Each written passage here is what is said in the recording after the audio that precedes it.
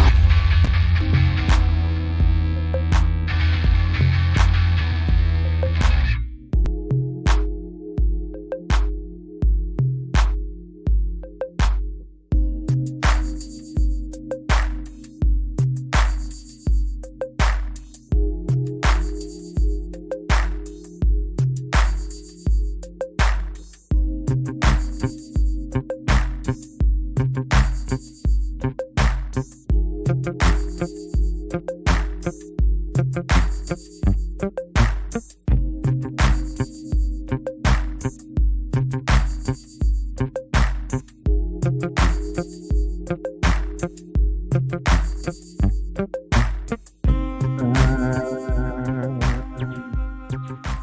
I love that saxophone. Oh, I love that saxophone every time we get on this show. Thank you, everybody, for hopping in. Appreciate you for hanging out this morning. We got a special show today. We might even be doing a part 2. We got a lot of stuff. And unfortunately, I got this restoration cruise starting tomorrow. So I got a lot, not too much to do tonight, but I got to break all of this down again. This is temporary. I got to break down the temporary, then finish what I got to finish, and then wait for them to come before I can set everything back up. So I'm not sure when I'll be back on tomorrow night, maybe. I'm going to try and see what I can do for tonight, but I can't promise you. But we'll see. I do have quite a bit of work to do still.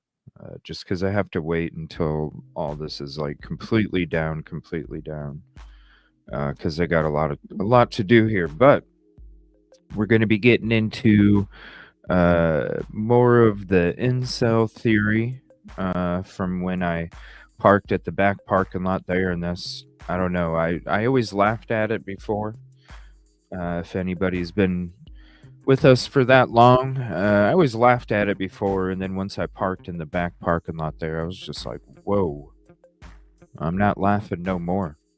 And I kind of went in depth on how I felt. But we're going to be going into also the Manifesto of Elliot Rodgers as well, and a bunch of other stuff too. We got a lot of stuff for you today.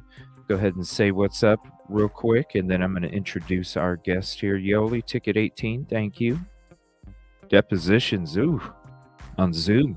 Skittles, ticket 19, it must have deleted some messages, so sorry if you said hello and put your ticket number in there. I don't know why YouTube does that sometimes. What's up, Sweet Surrender? Melissa?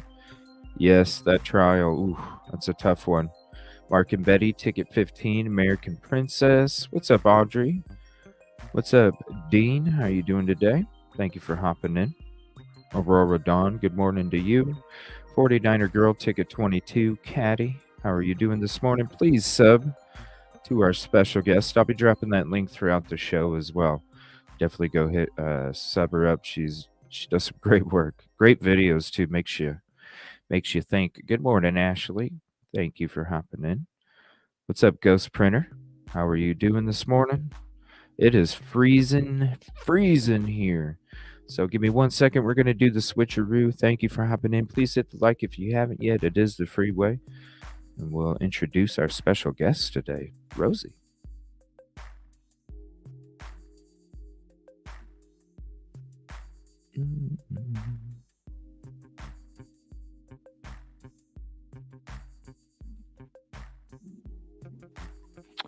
Good morning, good evening, whichever it may be for you.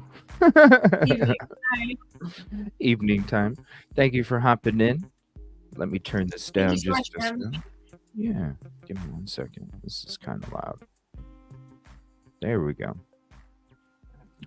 So, you had reached out to me last week and you wanted to talk more about the incel theory at Queen Roads that I had. And I wish we would have thought about recording the conversation, because it was such a great conversation that we were having when it came to it. But it led us to want to do a show about it. And so I want to say thank you for taking out your time, and thank you for hopping up here to share your opinions and your thoughts and your views on this. Had you been looking into it already when you had reached out to me, or is it just something that you kind of thought about? No, so it was to do with your video. Okay.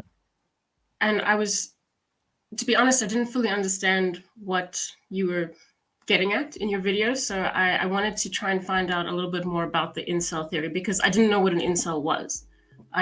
Like I told you, I hadn't heard the word before. So when I started researching it, I came across this manifesto. And had I not seen your video when I read that, I would have thought nothing of it. But there was so much stuff that was coming up while I was reading it that was kind of taking me back to the video that I was originally trying to verify or research in a way. So yeah, I mean, without that video, I really wouldn't have given it another thought. So I was really just trying to find out what an incel even was. Oh, I didn't know the word. And then you came across that. What'd you think when you came? Because when you had asked me, you had asked me if I heard of Elliot Rodgers, and I'm like, yeah, I might have, but I thought it was maybe a troll in my chat or something. Because I do remember a troll coming in. But then when you brought it up, I was like, oh wow, I had never even heard of Elliot Rodgers. I had seen his picture before, but I never really heard about him that much. What'd you think when you read the? Because what'd you come across when you first started researching it? Good morning, Silky. Well, I mean, obviously, when you go through the manifesto, the author is a really disturbed individual, and I think that when you're bringing it back to something like Idaho4, you kind of presuppose that you're dealing with an individual or a group of people who are very disturbed, because I mean, obviously they are. But it was to do with the kind of the location of some of the things he was describing, and how his experience with moving to a university town was very damaging for him. And the context and that description of everybody else's happiness kind of being shoved in his face was something that really started to remind me of the Idaho4 context, like that college town, and looking at the popularity and beauty of the victims. So it was kind of hard to deny once I'd read that. It was difficult to not think about the incel theory, or at least that theory of something along those lines, those elements from the video that you put up. Yeah, it's when you wanted me to read that page 83, I was like, oh my gosh. That's totally what I was kind of, when I'm in that back parking lot, and like I've always explained before, like I put myself, even though I may not, I'm not capable of doing that, but when, like, as an actor, you put yourself in the mental, the emotions, the thoughts, all these other things, to try and understand, like what really could have taken place here. And it was crazy because when I read that it was the exact things that I was like feeling when I was back there, when I was doing my show, and I was like kind of explaining what I was feeling when I was there in Moscow, and when I was doing that show, I had even made the comment, like, why should I have to go over there and park over there just so I don't have to see this, and when I read that, I was like, whoa, this is what I actually was like thinking back in that lot. It was crazy. And it's kind of difficult for people who haven't been there to understand the theory. So seeing something so similar, like virtually the same kind of concept from another source, really does help to understand that theory. Because I mean, for you, it's going to make sense in a way. But for us, it's like secondhand, it's your experience that we're just watching a video on. But that's why the theory didn't speak to me much until I read the manifesto, and then I was like, wait. And that's when I knew I needed to speak to you about it, because I was trying to figure out like what you actually felt there that was so like almost spot on with what this eventual mass murderer was describing. It's creepy. It's like reading it. It really is. Yeah, because, like, and that's kind of like when I was there and I went back to that parking lot for the first time. At first, I was shocked because I was like, "Oh wow, this is really close." I couldn't believe how close it was. And then, as I'm sitting there and I'm thinking about all the parties and all the body cam stuff that we've seen, where there's so many parties there's so many people. Sometimes they're not even at the home, and it always just seemed like a really fun time on the body cams. Everybody's partying, everybody's having fun, people are walking up and down, there's loud music, there's people coming and going, and for somebody to go back there, and I'm like, man, like, if you are an incel, you're already shut off, you're already feeling rejected.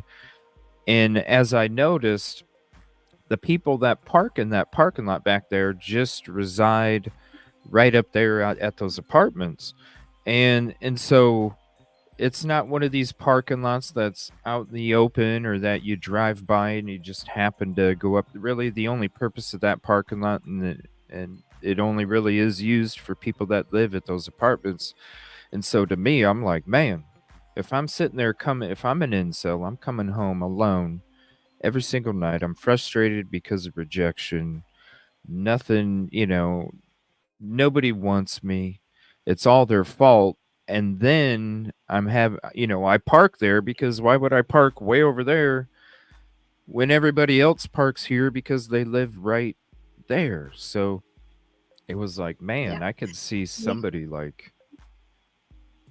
And I mean, that comes up a lot in the manifesto, right? Where he's kind of describing that he doesn't actually feel that it's his fault that he has to see them, Yeah. everyone around him being so happy, and it's their fault for being happy. But he's kind of gets into a situation where he's actively stalking these people, but it's still their fault.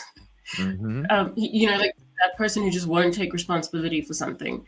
And it fits in well with your theory of, somebody who might have lived there, who was at least regularly there, because again, they're if we're going by Elliot Rodgers, then it's something that he's asserting that, keeps coming to him. It's not his fault. It's not his fault, and this frustration and rage is really building up just because of everybody else existing in a way that he wants to but can't. So I think that feels right. That feels right for the Queen Road thing. And he feels superior, like I said, too, Yeah, superior, and also not. It's weird. Right. He's difficult to understand. It's like like a passive aggressive type, where he thinks he's like the king, and then at the next thing he's like, I'm nothing, I'm nobody, because nobody wants me. And it's with him, this is what I was wondering when it came to the two differences, and we got a lot of stuff we're going to show you guys too. This is where as I was like kind of looking up stuff since our conversation, I'd realized that he had been through hospitals for mental disabilities and things ever since, I think, 8. I think it was a young child when he first started having to go for issues. And he had been medicated as well a few years before crimes. Yeah. So I'm wondering, did Kohberger, has anybody ever heard of Kohberger other than the visual snow stuff? If anybody thinks it's true. I mean, I do. But I don't know. This is what has me wondering, because I don't know incels in depth. Do incels usually do they usually go through some kind of mental treatment before it even gets that way? That's what has me wondering. I think, I mean, I wouldn't know, but I think that there probably is some kind of a psychological pattern, especially with that built up anxiety. So I think maybe in this case, I think Elliot Rodgers was diagnosed with autism. So that's sort of more extreme than the anxiety as well as autism. But I think that maybe other incels sort of, to feel that way. I'm sure I'm not like excusing any behavior, but I think that it is really stressful. I mean, especially if they just feel the way they feel and they feel like they're alone in the way they feel as well. So I suppose that there is quite a mental health component, but yeah, I feel like maybe there's just not the right tools to catch these signs, as they're progressing. Well, they even said that as he was getting into, there'd be different instances over time where he was getting in trouble, but none of it was ever major, and none of it, there wasn't any signs, according to people, even with the trouble he was getting into, because it was usually slaps on the wrist or somebody else getting in trouble for it. It seems that his stepmother was very much, onto him, against him. She had huge issues with him, which was part of the problem, I think, because throughout his upbringing, his mother kind of pit him against his stepmother, and she was kind of maybe the only one who really wanted to address some of the issues with him. But his parents were very, very, light with him, even though I think he started going through a phase where he wanted to throw hot drinks on people. I mean, I read a few reports of that, which is strange, but I mean, there were prior incidents and signs. I mean, I can't really figure out why it would escalate like that. But in terms of Kohberger, I don't think that there were. We wouldn't know, but I mean, I don't think that there was anything leading up to something like that. I don't believe that Brian Kohberger is an incel.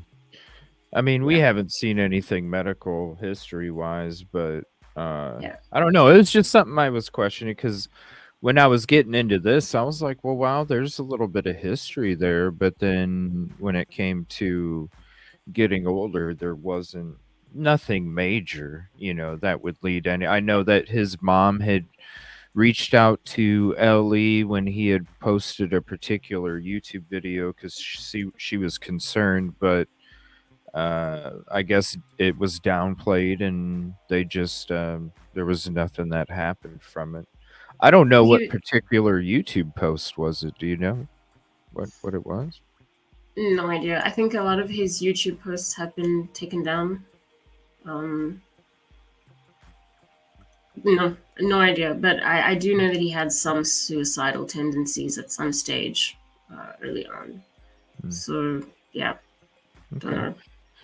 Yeah, this is that paragraph that we were talking about. She had asked me to read, and it says, the very first night was traumatic and gave me a very bad taste about everything. Now, picture yourself when I'm talking my incel theory at Queen Road Apartments. Picture yourself in that back parking lot. Here, I'll share a photo or a video real quick just to give you an image here as I kind of get into it. Let me see here. We'll go ahead and there's a couple I'm going to use. We'll use this one for the first one. That's what it looks like at night. And then the other one I'm going to use is, let's see, let's go with this one. And that's during the day. All right, so whether it's daytime or nighttime, picture yourself sitting back there in that parking lot as I'm reading this. It says, the very first night was traumatic and gave me a very bad taste about everything. Through my window, I heard a lot of students partying outside and wondered, with a great amount of fear, how would I ever be able to join in on their fun?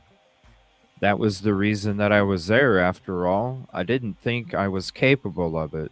Later in the night, I heard a boy and a girl having intercourse in the apartment above me. Just knowing that the other young men get to enjoy the pleasures of intercourse while I get none of it has always filled me with envious rage, as well as bitter hatred towards the world. But to actually hear them doing it? Question mark. That was even more traumatizing. I was prepared for this, however.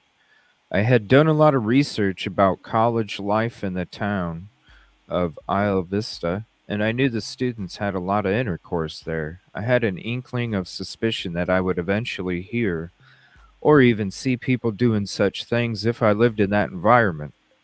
Hell, the reason I moved there was because it was a sexually active place. I myself wanted to be sexually active, but when I heard that couple above me having intercourse, I couldn't help feeling vile and miserable about it. I tried to calm myself down and convince myself that soon I will be doing the exact same thing. How was I wrong? How wrong was I? Is what it ends with for that paragraph. Now, you had sent me some other ones as well. Did you want me to read those too? There's a few after that. Okay. Yeah, I thought I was just looking for things that pertain to your incel theory. So yeah. Yeah. Give me 1 second. We'll go ahead and then I'll just leave this up so you guys can imagine. What's up, Sifa? Everybody else hopping in. I apologize. When I read this stuff, I am not able to see chat, so I will get back to it here in a second. This is page 115. That was page 83. Page 115. I brooded and contemplated about everything. I could hear all of those happy young people partying and enjoying themselves as the new semester came to start. I mused that I should be out there, experiencing a happy, healthy college life with a group of friends, meeting up with girls and sleeping with them, just like all the other college guys do. I thought about how it was almost 2 years since I had moved to Santa Barbara, and it only made my rage and frustration grow. As I listened to all of those young people having so much fun right outside my window, my hatred of them all for not accepting me only festered and boiled inside me, filling me with immense pain. At one point, I looked out my window and saw couples strolling around the street on their way to some party. They probably slept with each other that night. The sight made me feel so inferior, like a little mouse. I felt like I was at the bottom of the food chain. I couldn't fathom how I had to endure such a painful life. This is another excerpt. This is 117 and 118 pages. Pages 117 and 118. The spring of 2013 was also the time when I came across the website puahate.com. It is a forum full of men who are starved of sex, just like me. Reading the post on that website only confirmed many of the theories I had about how wicked and degenerate females are. Most of the people on that website have extremely stupid opinions that I found very frustrating, but I found a few to be quite insightful. And this is from page 132. The hottest sorority of UCSB. After doing a lot of extensive research within the last year, I found out that the sorority with the most beautiful girls is such and such. I know exactly where their house is, and I've sat outside in my car to stalk them many times. Wow. Yeah. Wow. Yeah. So environmentally, it's pretty much the same as Moscow, Idaho. So you kind of have to wonder how a similar personality would cope in that environment. Yeah. It's pretty bad. Yeah. And like I was saying when I was there, what's up, Tiffany? Good morning, everybody. Like I was saying when I was there, I was there at nighttime. I was there in the daytime. Daytime, you're not going to look that suspicious. You already, I mean, if you think about it, a small community, a parking lot that's set back off to the side, so it's not like people are driving by to park. That parking lot is going to be a parking lot where 99% of the time it's mostly going to be cars that live there and that they're used to. So it being a different car than that they were already used to, not having Idaho plates, they didn't think I was suspicious in the daytime. That's one thing. But when I was sitting there for multiple hours, different nights, and I would have the laptop screen light shining on my face, sitting in a parked vehicle, in a vehicle that they had never really seen except for that week, then I wasn't even suspicious at that point. So I can imagine somebody that could have just sat there and not even been suspicious, or anybody thought that they were suspicious at all. It's Yeah, creepy. I mean, if people are just going about their lives as well, then they wouldn't necessarily notice a person there if it became routine, especially if, according to your theory, if they're meant to be there, like they have business being there because they live there. Right. Yeah. Yeah. It's a huge apartment complex, and then you're just parking there. As much as we've seen all the parties that took place and everything that was going on, and then somebody that is an incel that just came to park there to go home, why should they have to park all the way at the other end of Queen Road apartment just to go have to walk back, because they don't want to see this? Definitely. So have you seen there? I came across a video, and I got a bunch of stuff to share with you guys too. I came across this video from EWU Crime Storytime talking about the unseen tapes. Have you seen any of these tapes? Have you, Rosie? Has anybody in chat seen this before? Let me know. Also, there's a interview with Barbara Walters, and I believe it's Rodger's dad that she interviewed, and so I thought we would check that out as well. I do have a bunch of different links to share with you guys, and then also I dropped shout out Kelly. Thank you so much. I dropped a couple things in the Discord, everyone chat. So if you're on Discord, you're able to pull these up yourself. The first thing is from Malmo University. This is Irina Zetterquist, and she did a qualitative content analysis regarding Elliot Rodgers. So that's in the Discord, everybody chat. I also dropped this in the Discord, everybody chat, this morning as well. And this is the Santa Barbara County Sheriff's Office investigative summary of everything that took place.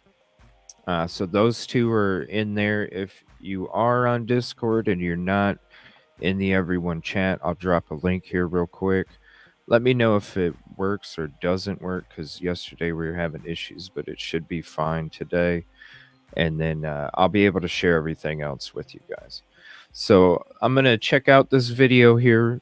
This is from EWU Crime Storytime, and it's the unseen tapes of the killer virgin.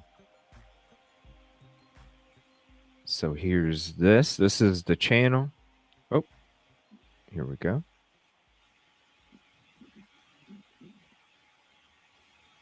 And I'll share the link with that. And if you're not subscribed to Rosie, here's her link as well. And we're going to check out some of these tapes. Now, it's going to show these tapes, I believe, that are probably gone now. And then there's Rosie, too. Very creepy stuff. I'm going to give everybody a heads up. Obviously, this is going to be trigger warnings.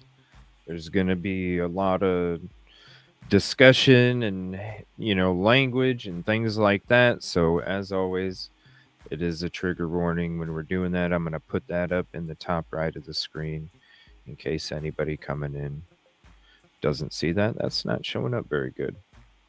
We'll just do that then. All right, give me 1 second. And I'll share the link to this video as well. The unseen tapes. Okay, there's all. See guys like this. Right now, not guys like those. Those guys were ugly as fuck, but I would stop at nothing to reduce every single one of you. Okay, we got another victim at shots fired, shots fired. I've been doing a lot of thinking about how sad and unfair my life has been. All because girls haven't been attracted to me. The man you're looking at is 22-year-old YouTuber Elliot Rodger. This video is one of many he recorded lamenting his obsession with his love life, or lack thereof.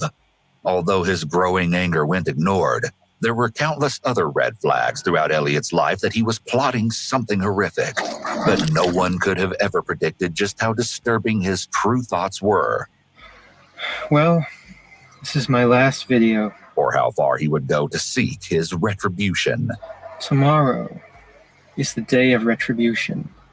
But if you think you knew just how disturbing his thoughts were, think again. Through since-removed homemade videos, many that have never been seen before, you'll soon learn the rabbit hole goes deeper than you think. Guys like this. In the infamous case of Elliot Rodger. 911, what's the address of emergency? I'm at Isla. Your guy thinks somebody else is on the line. Okay. I don't know what just happened. Okay. Were you injured? Were you injured? Okay, where are you? Somebody else's. We're at Ivy Deli in Isla Vista. Okay, you're at Ivy Deli and somebody shot? Yeah. Okay. The frantic 911 call you've just heard was made after someone witnessed a terrifying encounter at a local restaurant in Santa Barbara, California. Minutes before, the well-known eatery was filled with hungry college students set on having a late-night snack. But unbeknownst to the customers, a vicious and diabolical killer was heading their way, who would soon haunt the vulnerable college town.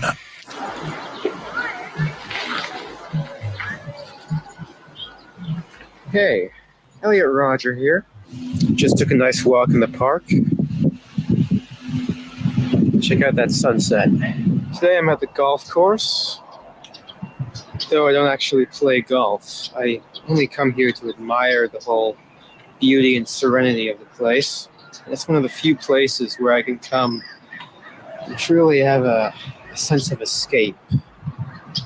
It's my place of refuge. The sunlight's about to fade, so I'll end this video soon.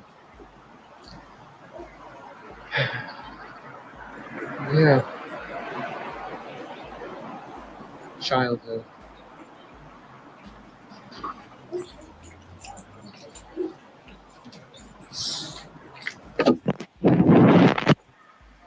It all has to come to this. I'm 22 years old, and I'm still a virgin. I've never even kissed a girl. Whoa. You forced me to suffer all my life, and now I'll make you all suffer. Whoa. I'm just going to rewind that for a second. That was a weird laugh.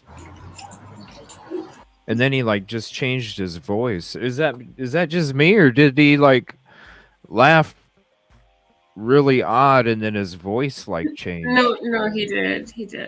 Okay. He did. Whoa.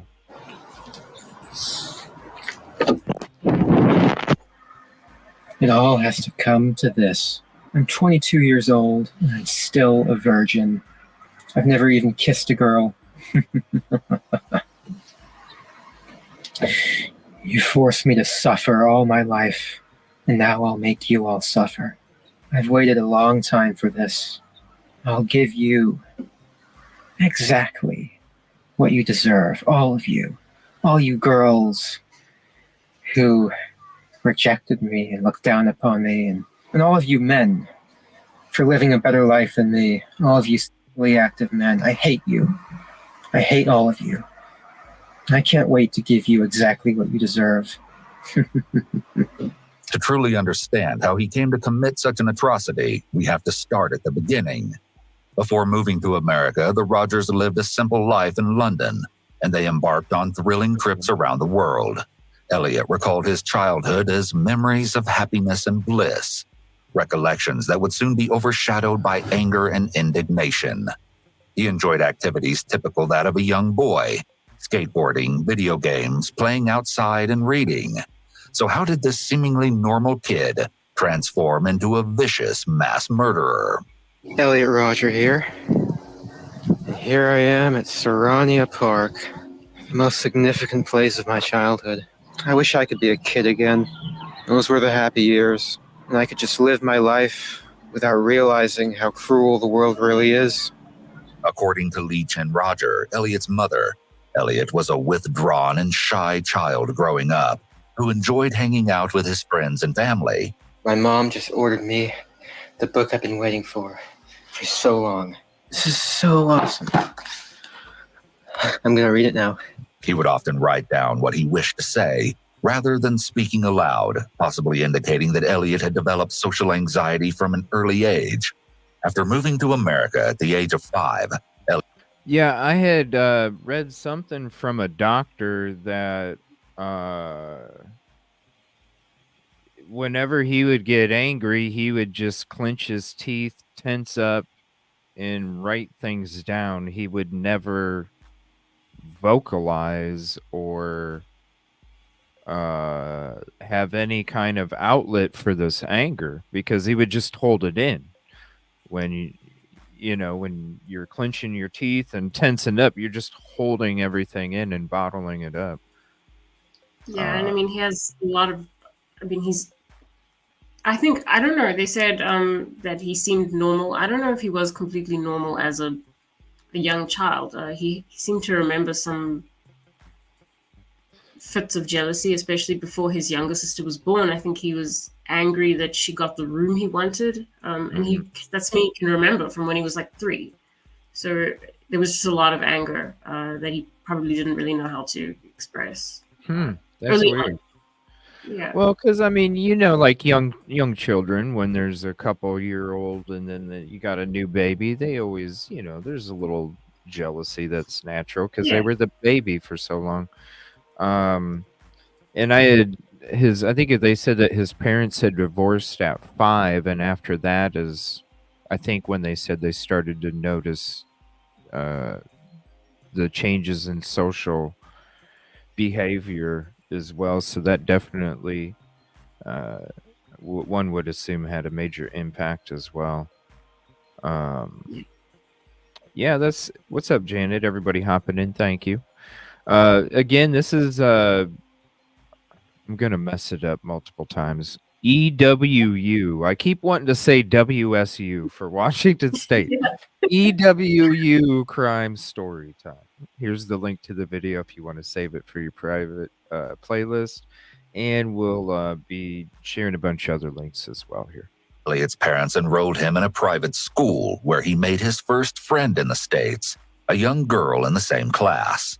Looking back, it was very ironic that his first friend after the move was a girl, considering that she would quickly become everything that Elliot despised. My parents used to always take me here when I was a kid, back when my life was happy and fair, back when I thought the world was fair. How naive I was. I was only an innocent child. Although Elliot would come to hate many people, his love for his family would remain. However, a few months after Elliot's 7th birthday, he was saddened to hear that his parents would be getting a divorce. Following the split, Peter Rodger, Elliot's father, introduced Elliot to a woman named Sumaya, his soon-to-be stepmother. Although Elliot thought it was very sudden that his father had found a new girlfriend, Elliot admired him for acquiring a fresh relationship as quickly as he did. This is when Elliot's mindset switched. He came to believe that being attractive meant you would achieve more in life, something he would continue to believe for the rest of his life. At the age of 9, Elliot developed strong feelings of jealousy and envy. He would become angry if one of his friends played with someone else and did not like the idea of sharing. 9. So it seems like it's just I see what other people are typing too. It seems like he was entitled. It was entitlement. I mean, like lotto tickets. I'm seeing different things being typed. Yeah, and just a girlfriend. I mean, that's not a right. It's not something that you have a right to have. But he seemed to feel that way. Like, it was something he was very much entitled to, and like it was some kind of a violation of his rights that girls didn't want to talk to him, or being a virgin at that age. He behaved like it was something unconstitutional or something. He was very, very entitled. What's weird is as I'm watching these tapes, he seems very well spoken. He seems I don't know, some of the talk, like he's like, when I was younger and things were more fair. It's like, where's your pipe and your robe and your gray hair? Your gray hair. You know what I mean? Like where's your old man chat? But so I don't know. He seems well spoken. He looks, like he's shaved and neat appearance. I wonder what it was that. So I think when he's referring to when he was younger, he's kind of talking about when he was prepubescent, right? So he hadn't actually noticed girls and noticed that they didn't want him yet. And that rejection was less intense for him because he was obviously quite obsessive, but it just, because of his age, at a certain age, it hadn't occurred to him because he wasn't interested. But when he got to that stage where, young boys will be interested in girls, and he was realizing that it just wasn't working, I suppose, coupled with that sense of entitlement and intense jealousy, that's when he started to differentiate between when he was younger, as in he didn't really care about girls, to when he was older. But I think what he means is an adolescent, I suppose. But yeah, I think for him there is a distinction between before and after puberty for him.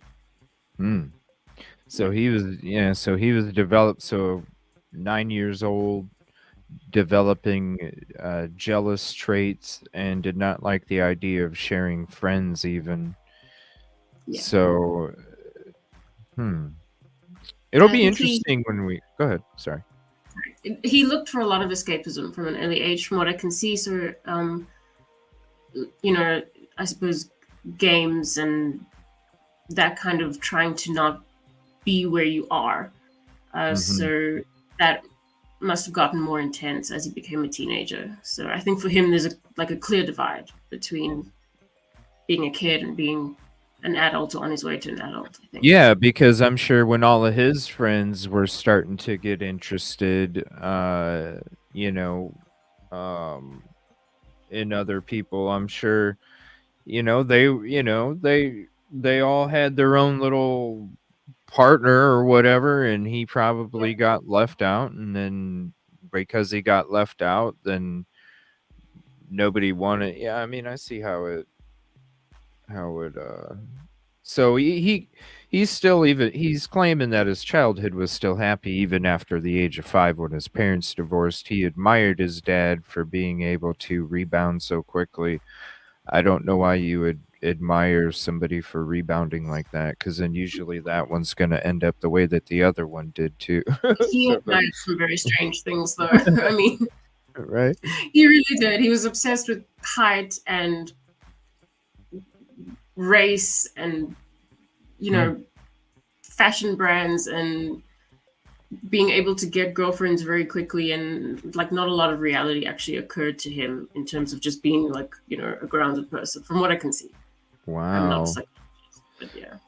Kelly says his plan was to unalive his younger brother so his little brother could never grow up and one-up him. How old was his brother compared to him? Just a couple years? I think so. I think it was a half brother. I think his name was Jazz or something like that. Yeah, this is very interesting. Although this can be typical of young children, these intense emotions would eventually dictate Elliot's state of being for the remainder of his life. This is my usual sunset spot, mainly because there's rarely any young couples here that I would get jealous of. He craved attention and thought that if he dressed in fashionable clothes and bleached his hair, that his status in the so-called hierarchy would ascend. But as time went on, Elliot found himself to be an outcast. I've been cast out. No one likes me. No one accepts me. All my life I've been struggling to fit in with the popular kids. I've been struggling to get a girlfriend. No one has ever accepted me. In an attempt to help the young child, Elliot's parents began taking him to psychiatrists. These visits became routine throughout Elliot's life, but unfortunately, no one was able to prevent the horrific events to come. Hey, Rodger here. I'm sitting in my car, making another entry in my collection of vlogs. Ever since I hit puberty, I've wanted girls. I've desired girls. I've been sexually attracted to girls. But they've never shown any attraction back to me. Elliot stated that his joyful existence came to a halt during his ascendance into puberty, in which he claimed to have begun his prolonged vendetta against the female species. Identifying as the invisible kid in school, Elliot began acting out to gain attention, to which he undoubtedly succeeded. He was teased by his fellow classmates, and remembered one girl in particular that would regularly berate Elliot with her friends. Elliot began to hate all girls because of this.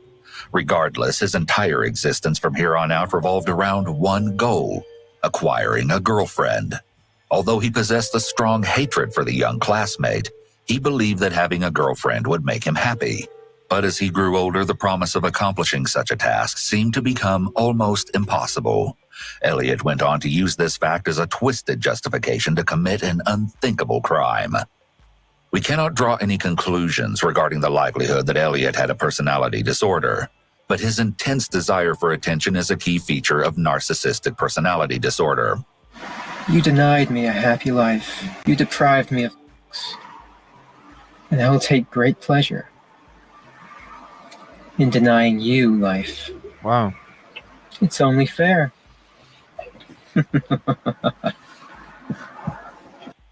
Whoa. You deprived me of a happy life. The female species. What the hell? Yeah. I mean, I don't know. You've covered a lot of cases, right? I mean, is he one of the creepiest? I think he is. I mean, even that laugh, that's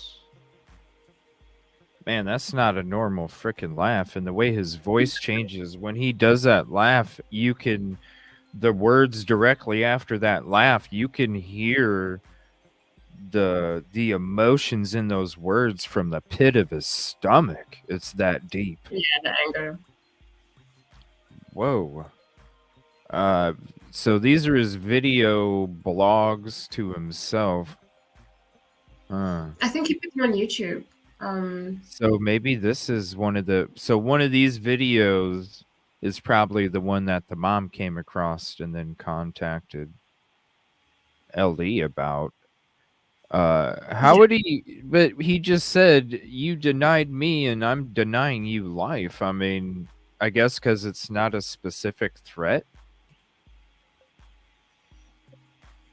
to any person in particular or something. So maybe they couldn't do nothing, but. Yeah, I mean, one does have to wonder how these videos went, unlooked at, or, I mean, we both have YouTube channels, and you have to be careful what you put out there. And this is, I mean, I'm surprised by this. I mean, and they say that he's this incel king, so which means that he has some kind of a following through this, which is disturbing. Well, maybe that's when things changed. I mean, maybe that's when some of the things changed when it came to their guidelines or something. They took his channel down. Yeah, I would hope so. But I mean, still, it's amazing to think that this could be allowed. Yeah. It is. Like, I mean, maybe because it wasn't direct. What year did all this take place? I'm not even 2015? 14. 14? Yeah.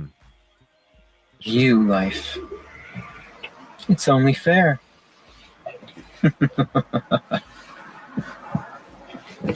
Elliot became depressed into his teen years due to the fact that he transferred through multiple schools and was continually bullied at each one. Not long after, his parents resorted to homeschool.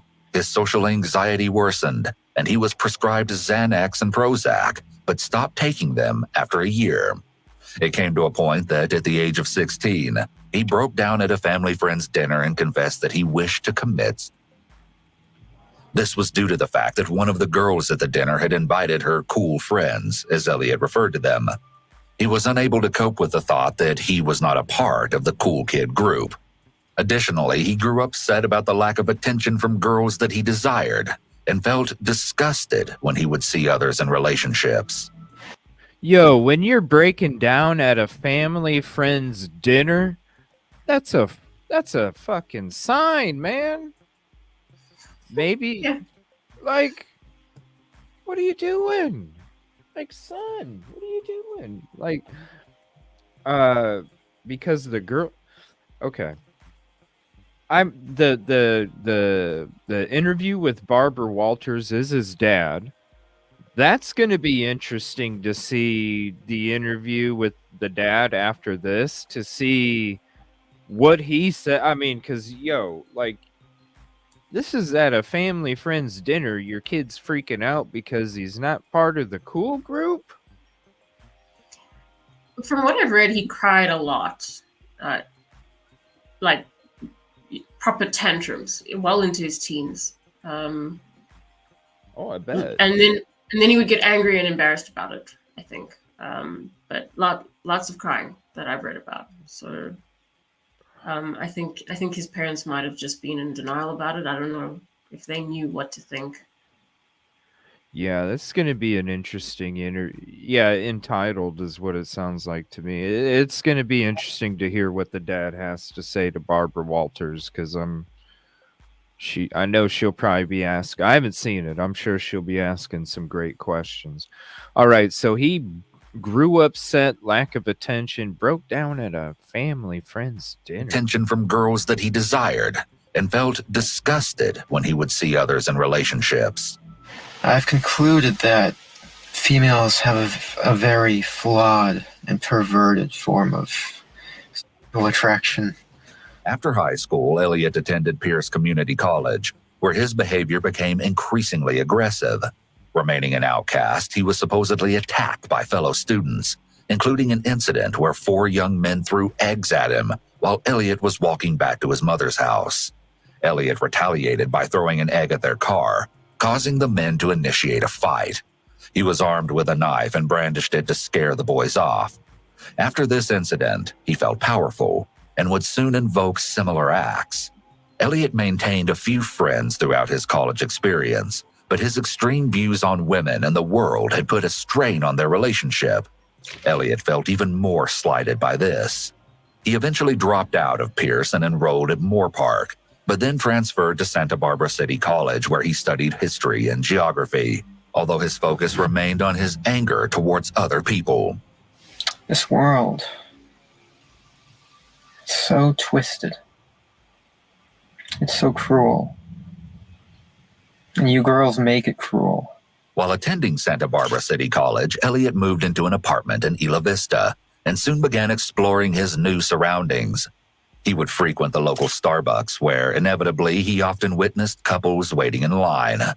On one occasion, he supposedly became so infuriated at a specific couple that he followed them out of the establishment before splashing them with hot coffee. Oh. He apparently did the same to 2 girls on a separate occasion that didn't show him the attention he thought he deserved. Elliot felt triumphant after his unprovoked attacks and quickly realized that he was capable of doing much more. I'm so angry right now. I was enjoying a peaceful time at this beach park, and what comes to sit in front of me? A young couple, a guy with his hot girlfriend. I mean, who do they think they are? Coming here, sitting in front of me to make me feel jealous?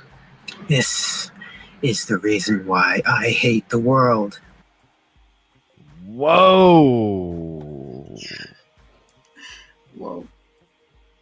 I gotta pause this real quick for contribution call-outs here.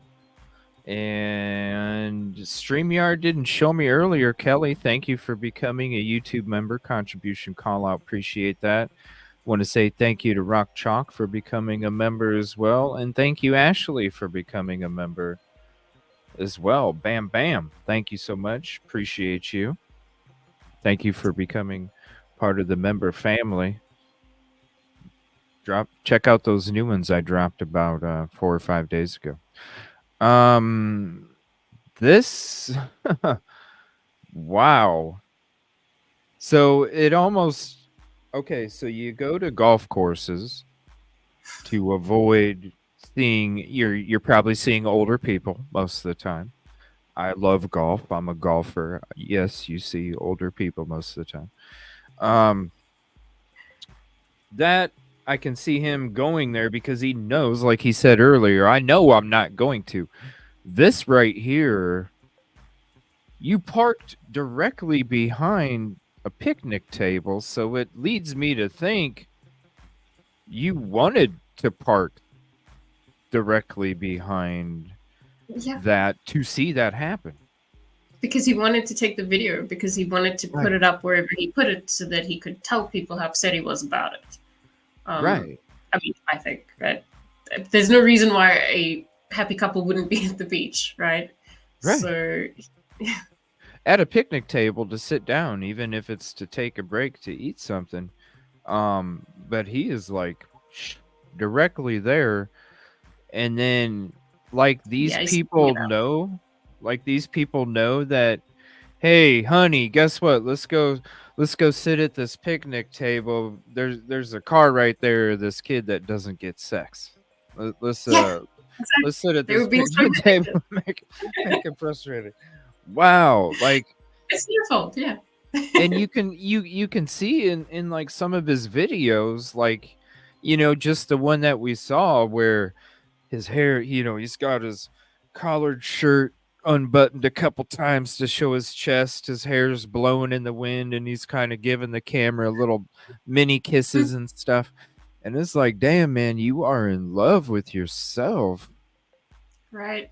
So that's why you feel like it's them and not you, because you're so damn in love with yourself. Why wouldn't somebody want you? Exactly. Yeah, it comes back to the entitlement. But yeah, I mean, I honestly think that it was a lot of what his anger was about was more so jealousy of other males than just hate towards females. I think that it was about the males that they chose instead of him, not only just the fact that they didn't choose him. Because according to him, he's perfect, right? So and he probably felt, like, I don't have to reach out to females, because he saw other guys not have to reach out to females. The females would flock because, it's... that happens. People are different. Right. And so some of us don't have to reach out to females in order to initiate any kind of thing. It just happens. And so I'm surprised that he didn't blame men more. So then it makes me wonder, is the reason that he blamed women was because he didn't have enough balls to stand up to the men. Because if you're getting mad and you're going like this, well, then how are you, it's easier to approach a female, I suppose. I don't know. Yeah, I mean that is, and that's interesting as well, because he's describing this hatred to females so much, and yet his biggest issue in life is that he doesn't have one. But at the same time, he hates them so much. But then again, he doesn't have one, so he's really upset about that. So it kind of also makes you wonder if there was some kind of an issue towards men, if this was something more about jealousy. And I think that, he can scapegoat the female as much as he wants, but there's also a feeling of lack in him, that he's just not like these other men. Like, he has to, on some level, be wondering, what is wrong with me? Because clearly, nobody wants him for obvious reasons. But confidence, if you don't have enough confidence to speak before it becomes an explosion, then you don't have enough confidence to, I can imagine, you know what I mean? I've been around where, I had to be the one to get girlfriend. I mean, I'm being serious. I had to be the one to get girlfriends for my friends. Like, it was crazy because some of them didn't have the confidence to speak to a woman, and I'd just walk up to a woman and start talking, no fucking problem. And so there'd be plenty of times that I would get girlfriends for my friends. Just, it's a confidence thing, but none of them, did any of that shit. It's shyness. This is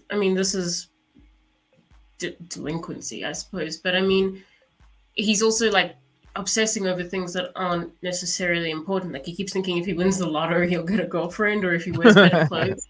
Like you say, it's not that. It's just the confidence. He's going about it all wrong, and he's just getting more and more angry and jealous. And doing things like this, going to this picnic table, is, I think, attention seeking, because, like you say, they're going to be there.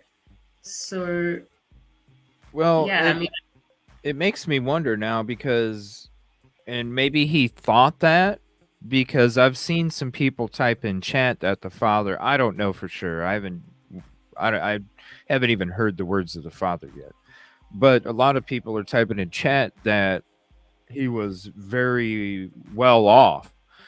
And so maybe that's why, maybe that's where he's coming from when he's thinking the more that he spends or looks, that he'll get it, because he admired his dad when he was a young child, single digit age, and admired his dad for being able to rebound so quickly. And maybe he thought from then, oh, it's because he's rich and he has money. His father was wealthy at some stage. They landed on tough times. They weren't always like that. There was a fair amount of up and down. And he said that he admired his father for a couple of things, but I actually don't believe that. He was much closer with his mother, and I actually don't think he liked his father at all.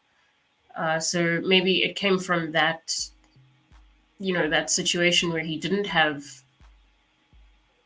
a figure to look up to and understand how this, social interaction of walking up to a girl might actually work. I'm not saying that's something that you learn exclusively from your father, but an influence will help for a young boy.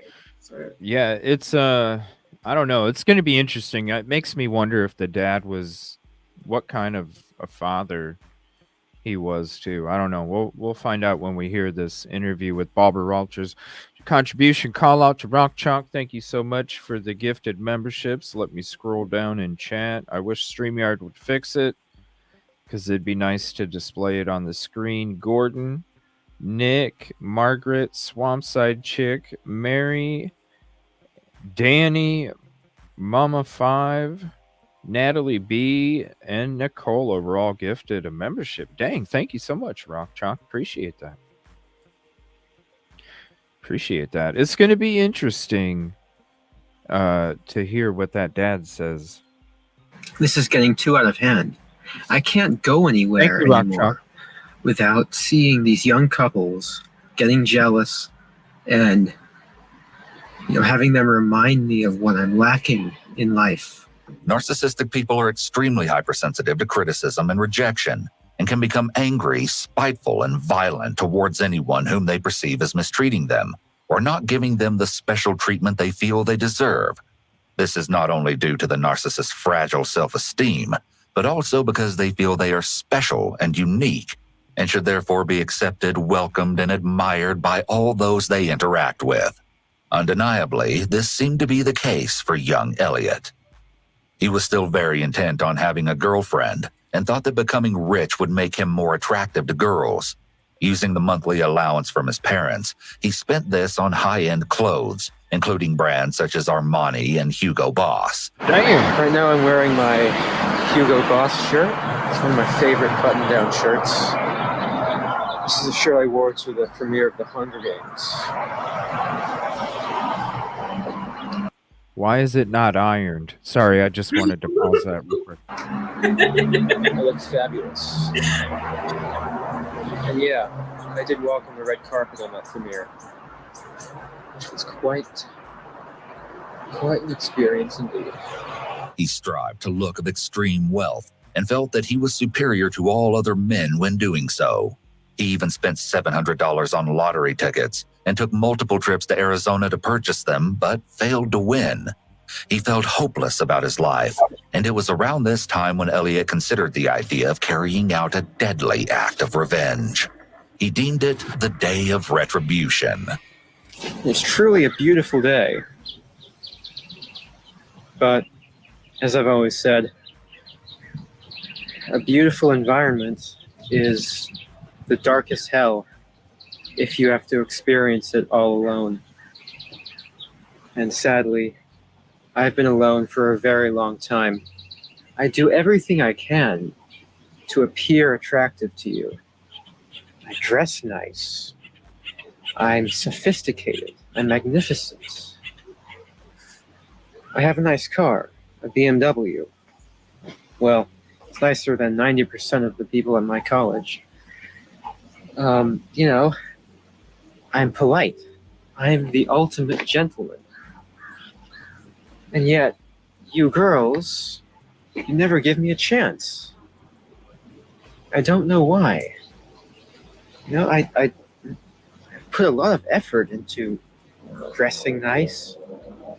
These sunglasses here were $300. Giorgio Armani. So I'll put them on. See? I'm the guy you should be going for, not those obnoxious slobs you love so much. I don't know why you're not attracted to me. I don't know what you don't see in me. But I'll make sure you all pay for it. Elliot's speech and mannerisms are similar to that of individuals with developmental delays, specifically autism spectrum disorder. The dialect can be recognized as monotone and flat, but in some cases it can be exaggerated with the use of very formal vocabulary, as is the case with Elliot. You've deprived me of love and affection all my life. And that's a declaration of war. If it's war you want, then war you shall have. Adults with autism spectrum disorder sometimes speak and behave in a manner that mimics a favorite TV or movie character. Elliot seemed to have been doing this as he appeared to be impersonating the words and facial expressions of an evil villain. It would later be confirmed that Elliot was diagnosed with Asperger's disorder, which is now known as autism spectrum disorder. But in no way does this correlate with his actions. I'm going to show you all a short little tour of this college town called Isla Vista. Every time I drive through this place, I am overcome with rage. Here it is. I'm approaching a street called Del Playa. So many beautiful girls walking around here. But they would never give me a chance. See, look at that one. I just passed one. Here we go. You didn't even stop. What do you mean? Groups of hot young sluts who would just reject me. And look at these douchebags right here. These assholes, these obnoxious little slobs. Those are the kind of guys that girls like, instead of magnificent gentlemen like myself. Hold on, let me check if I'm getting some good footage. Am I? To fuel his rage, he would also scour the streets of Isla Vista at night, hoping to find couples and beautiful young women to chastise from his car. You're an asshole. This further indicates Elliot's sense of grandiosity, as he likely felt a surge of confidence while stating the insults. It's noteworthy that he makes these comments from the safety of his car, rather than confronting the ongoers face to face, giving him the feeling that he had the upper hand. Here I am, Elliot Rodger. Beautiful, magnificent gentleman. Though the girls around this town don't see it.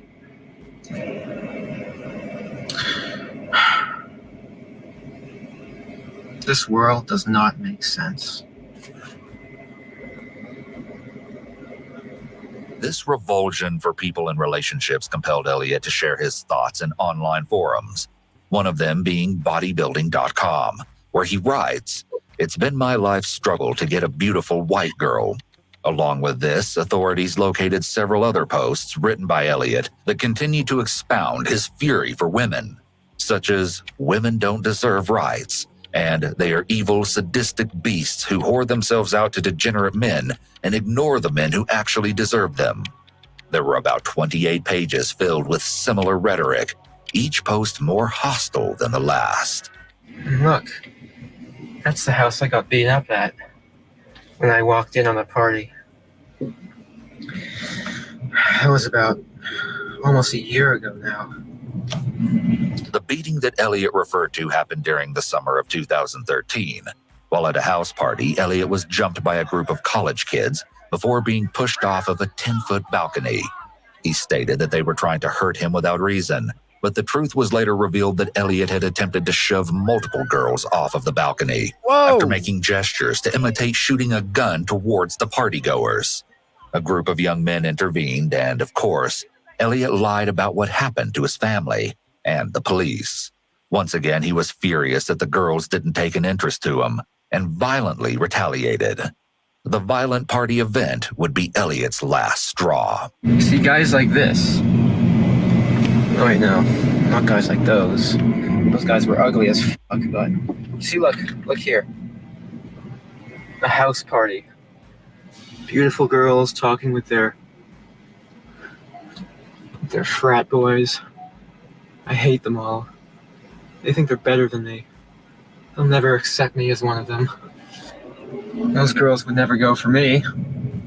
During the later months of 2013, That's crazy. Like he never even stopped. Like I heard a couple of them girls screaming when he drove by. Who's to say they weren't saying, "Hey, nice car," you know? Like he didn't even stop. He didn't even stop.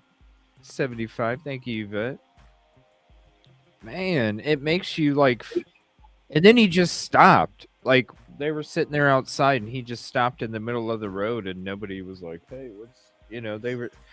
Man, Yeah, so I think a lot of what he's doing here is because this is, for him to distribute to other incels. So it's not even necessarily that he's expecting to be spoken to. He just wants to go out and film that experience and be like, look, they don't even speak to me, just so that he can, make some demonstration of how cruel these females are to him. Whereas maybe that has happened to him privately, but now he needs to get it on camera. So I'm sure, but still, I mean, I don't know. Why do they think he's like the king? That's what I'm wondering, because I see these videos, and it's not like these videos are the actual denials taking place, which would be one thing. You're just driving around saying, "Oh, this one wouldn't, and this one wouldn't," but I don't see you do. I suppose that if people in his position are feeling in a certain way, it's probably very comforting to see somebody describing what they're feeling so that they feel like they're not alone. So maybe the fact that he was very vocal was just enough for them. I don't know. Maybe they just felt understood. Because, I mean, obviously it's somehow they understand that. I mean, when we watch it, we're just freaked out. But for them, it maybe it makes them feel hurt, I guess. Yeah. I don't know. I mean, it just, I don't know. He just seems so arrogant. And then you mix the arrogant with the entitlement. And it's no wonder, because you probably had a girl that was attracted to you sitting in the car next to you. And she's like, hey, can I stop at this gas station to get a Mountain Dew? And you're like, no, I don't want to. You know what I mean? Like, that's probably what was taking place. You're like, fuck this guy. Right. Exactly. I mean, he doesn't actually, he's gotten to a stage where he's now just brooding in how angry he is. So he probably doesn't even want it to happen because he wants to carry on talking about how it doesn't happen, right? So, it's look. It's like, shit, I just want a Mountain Dew. No, I don't want to. I don't, and I could see it going, and like, the ego and the entitlement mixed together. I'm sure that's what screwed you over, man. Not not looking nice or dressing nice or whatever. Exactly. Yeah, it's just crazy. Elliot received 2 new roommates, students at UCSB, who he greatly disliked. Their arguments seemed to be a daily occurrence, and Elliot even reported one of the young men to the local authorities for stealing his candles. The 2 friends found Elliot to be strange and obnoxious and planned to report him to their complex manager. The tension would continuously rise, but unfortunately, the pair would eventually meet a cold and cruel fate. The girls are not attracted to me. And there's a major problem with that. Major problem. That's a problem that I intend to rectify. In preparation for the unforgettable day, it was discovered that Elliot read books on mass murderers and serial killers at the library, but would never actually take the literature home. I will not let this fly. It's an injustice that needs to be dealt with.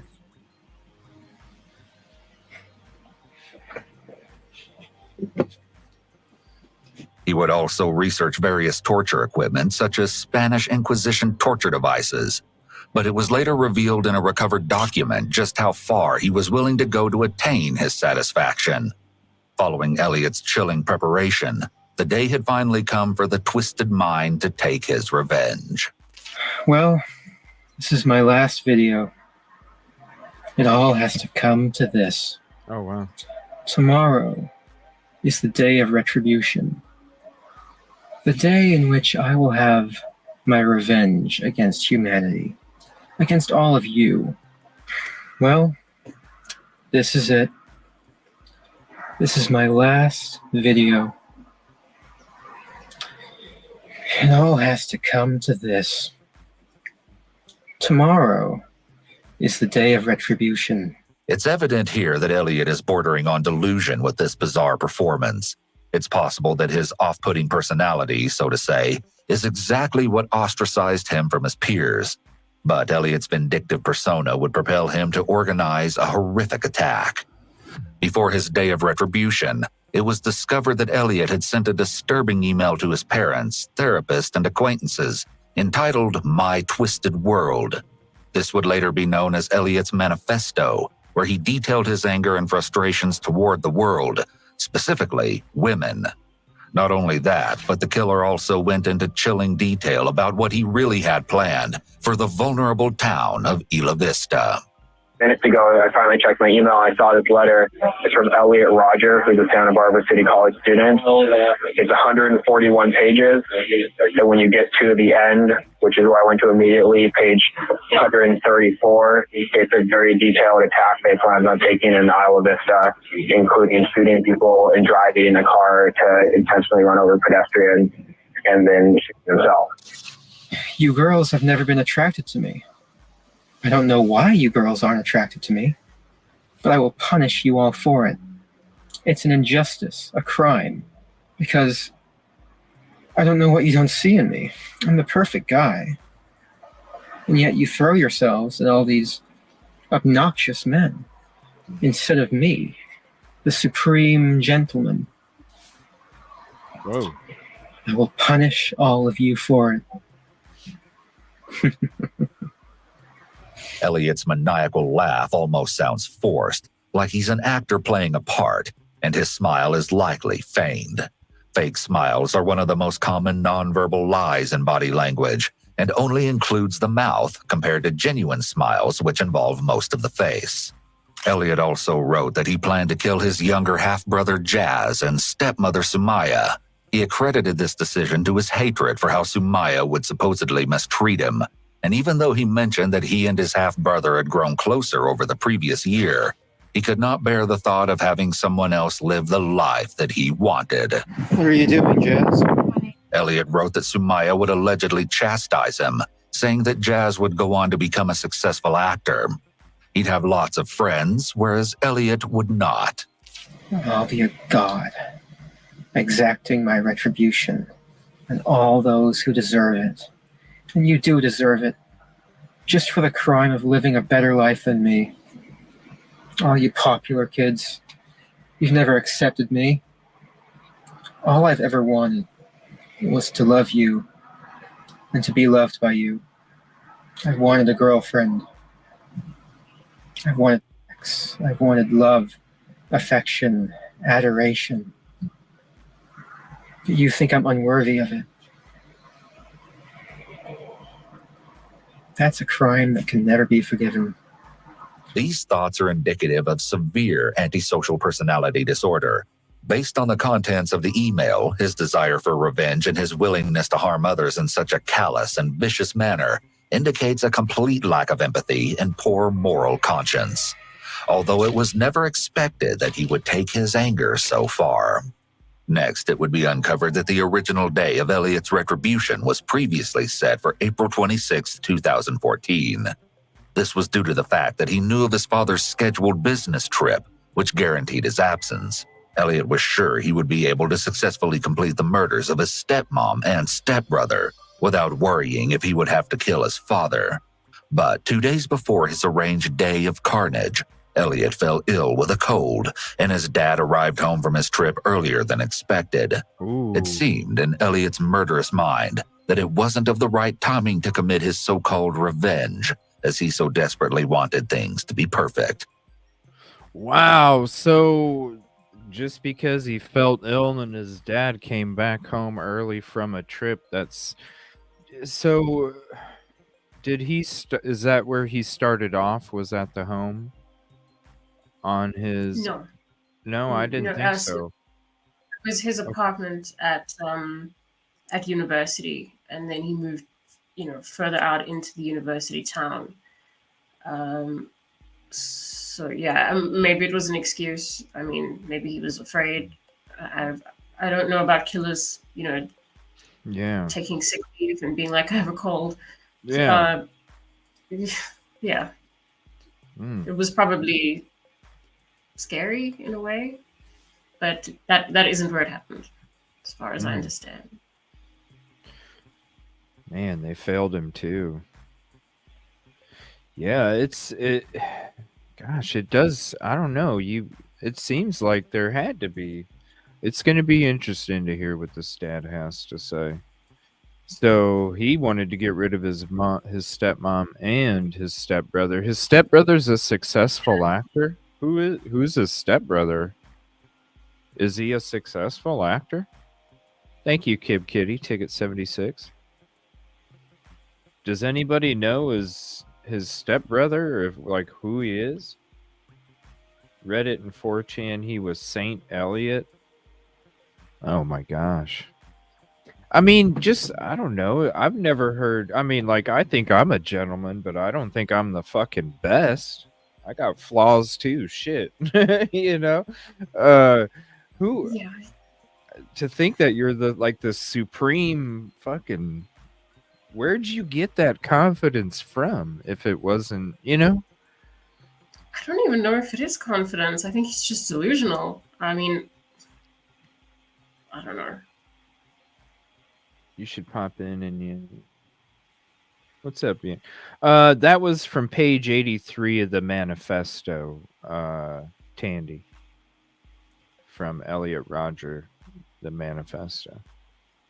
The younger brother was talking smack about being an actor. Oh, okay. I thought he said he was. So this is right when he's about to plan this attack. Now, if you don't know, he did hurt individuals, not only with a pistol, but also his vehicle. And I think there was, and a knife. All sorts of different ways. He would then reset the date for May 24th, almost a month later. But instead, for an unverified reason, the horrifying incident would occur the night prior, perhaps suggesting that Elliot assumed his retribution would last into the early morning hours. And in turn, I will deny all of you life. It's only fair. I hate all of you. Humanity is a disgusting, wretched, depraved species. While unaware that his future plans would be unexpectedly put on hold, Elliot released multiple YouTube videos 1 week prior to April 26, 2014, showcasing his frustrations with life. However, he wouldn't release his final video until the day of the shooting, which puts into detail just exactly what he intended to do. Although he does not speak of his set plan in the initial videos, it goes to show how his enraged mindset grew with each day. Oh, check it out. There's me. In all my fabulousness. Oh yeah. Elliot Rodger.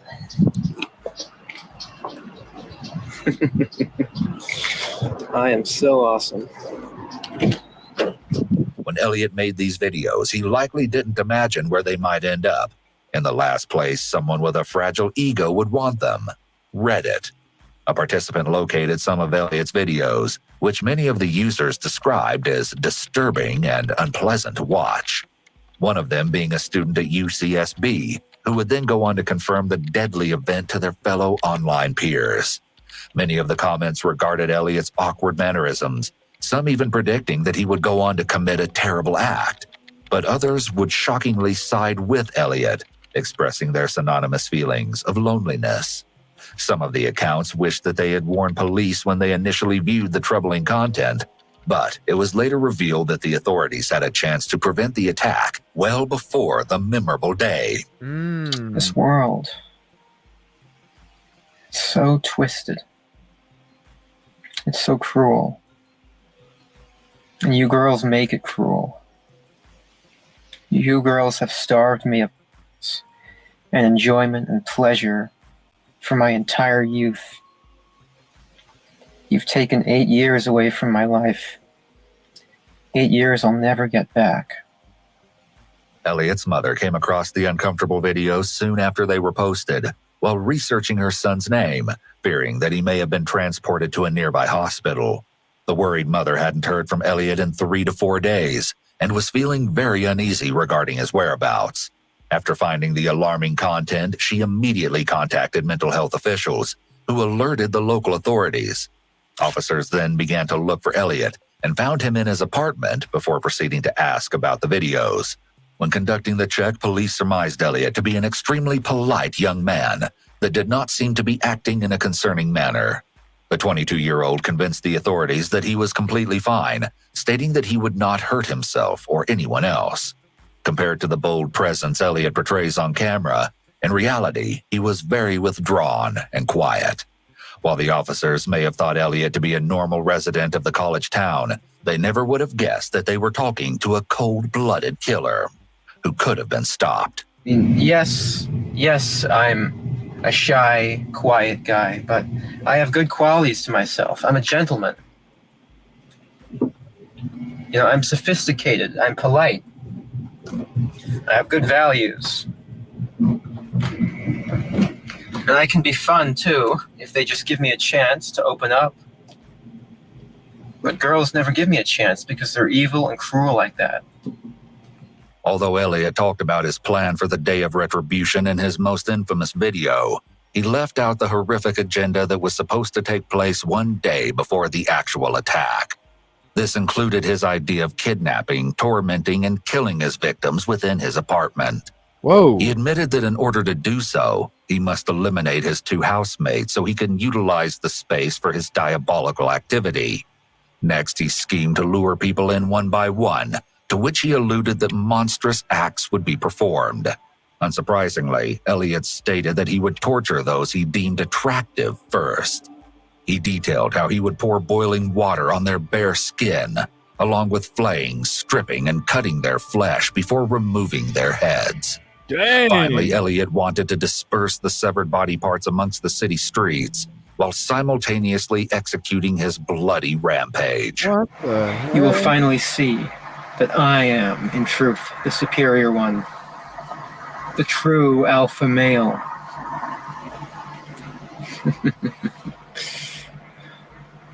To begin his day of terror, Elliot attacked and killed 19-year-old George Chin, a friend of his roommates. He left his body in the fetal position, surrounded by blood-ridden paper towels in the apartment bathroom.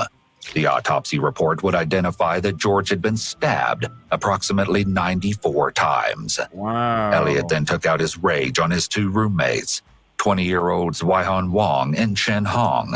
He attacked and killed them in one of the bedrooms, leaving their bodies face down with bed sheets and clothes over them. They too died from multiple stab wounds. Hours after taking the lives of his first 3 victims, Elliot took his evil plan to the streets of Isla Vista.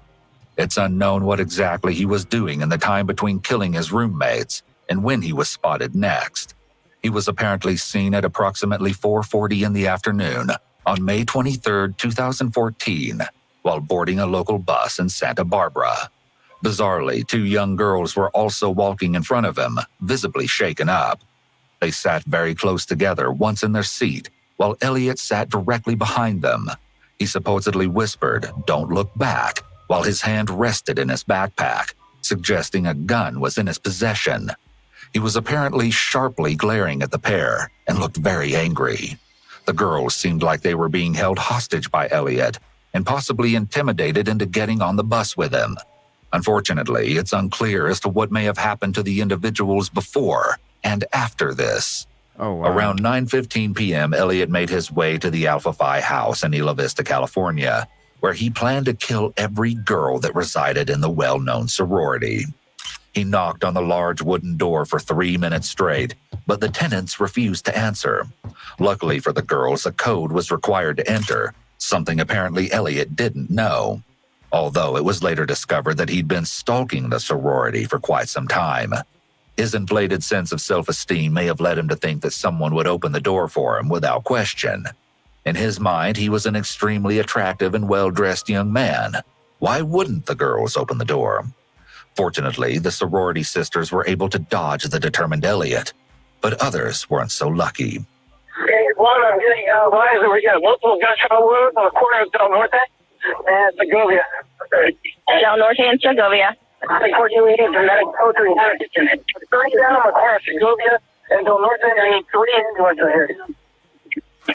On the day of retribution, I am going to enter the hottest sorority house of UCSB. About 30 seconds after the pounding at their front door stopped, the young women immediately heard gunshots ringing out from the nearby surroundings.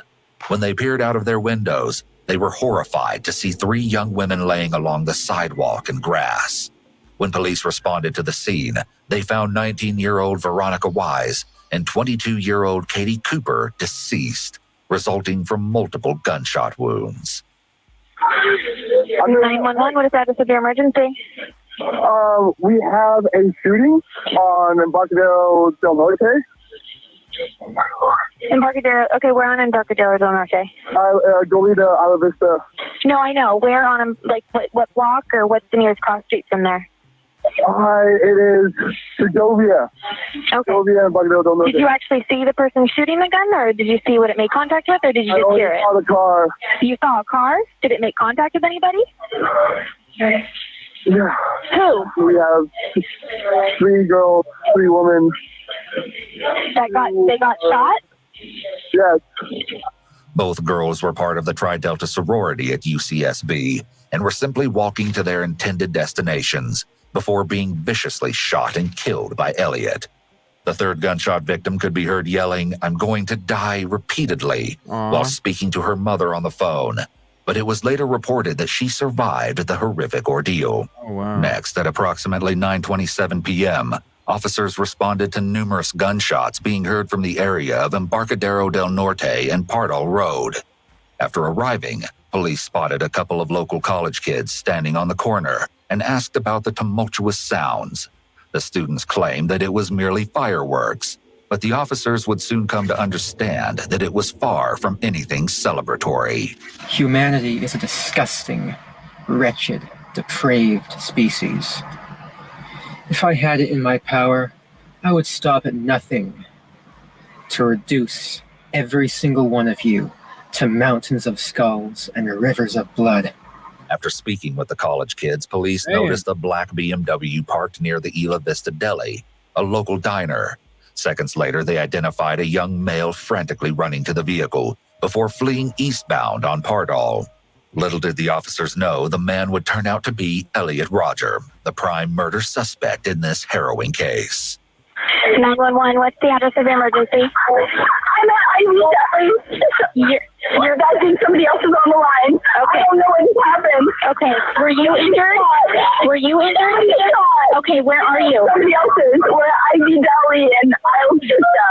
Okay, you're at Ivy Deli and somebody shot? Yeah. Okay. Okay. Okay, I understand. Okay, I'm getting help started. Do you know how many people are hurt? I don't know.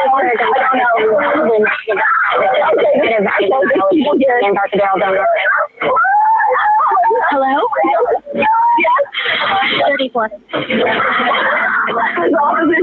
Okay, I'll let you talk to him. Soon the police heard screaming from inside of the deli and began making their way to the traumatized bystanders. Inside, they found a young man profusely bleeding while lying on the ground with a single gunshot wound to his chest. He would eventually be identified as 20-year-old Christopher Martinez, a student at UCSB. Initially, it was reported that Christopher could be seen breathing when police first arrived, but soon one of the officers provided CPR as his breaths were no longer visible. Unfortunately, the first aid was to no avail. But Elliot's murderous rampage was far from over.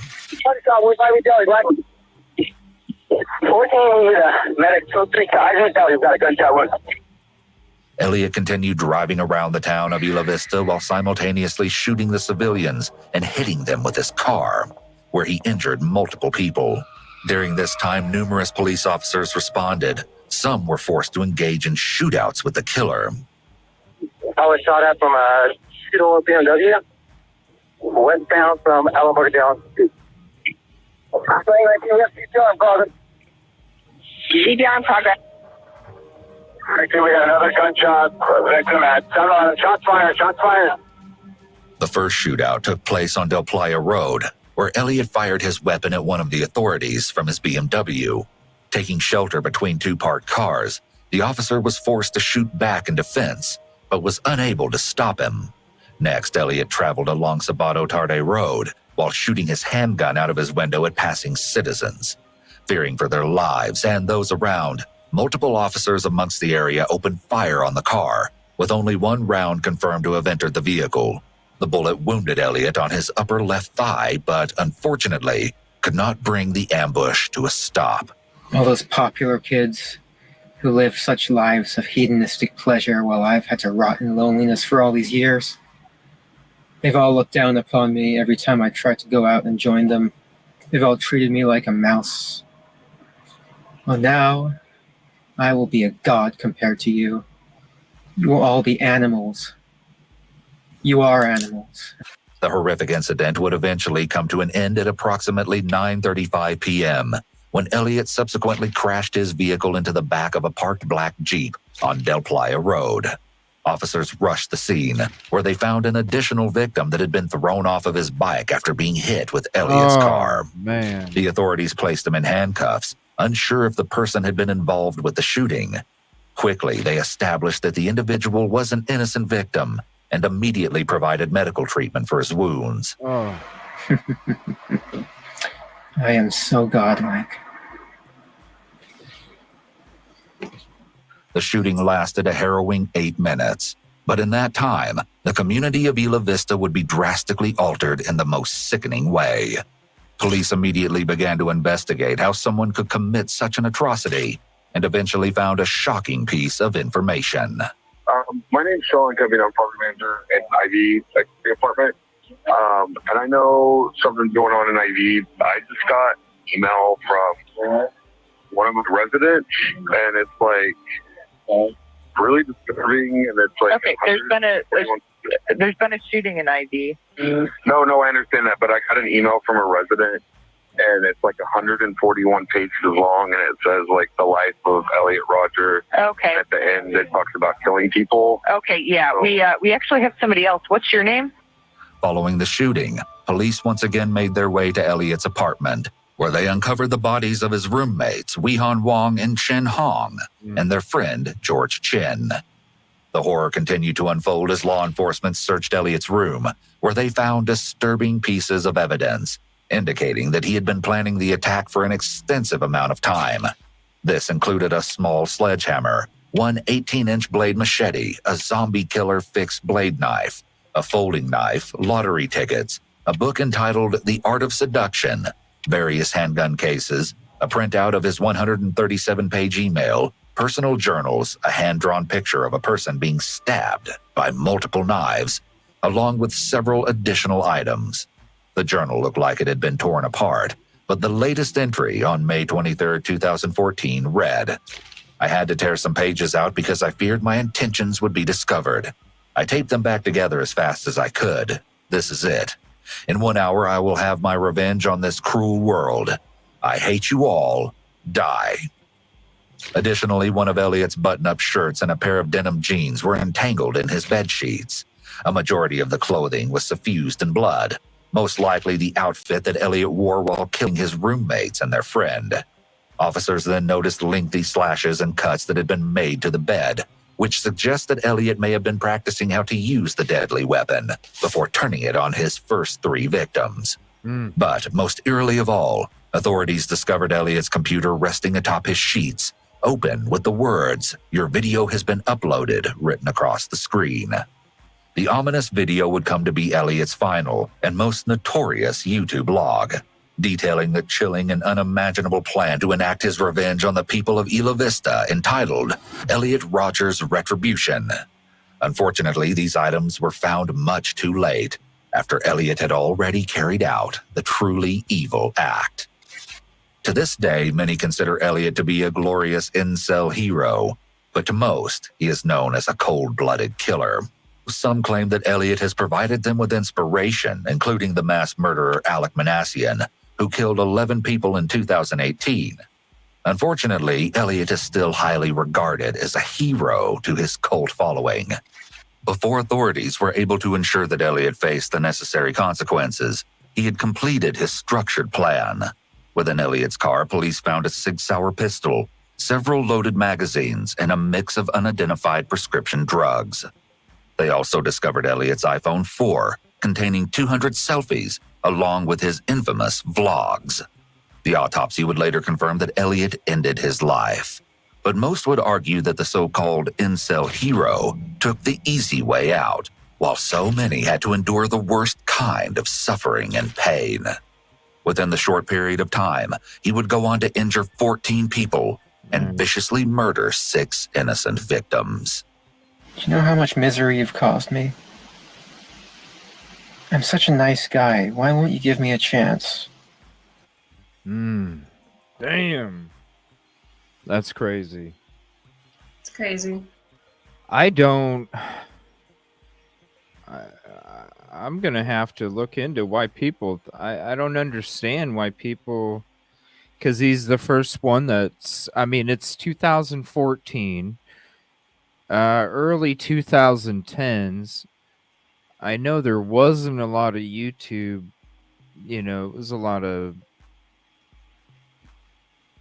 maybe it was because it was like in the beginning stages of a lot of uploads and channels being added. And I'm not how sure. do you, I mean, how do you become the king? I still don't understand it. I suppose maybe it was about like the volume of information he was putting out there. He was obviously self-obsessed, so like to send in 137 was a page email. I mean, maybe it's just the volume of it. I don't understand it either. I mean,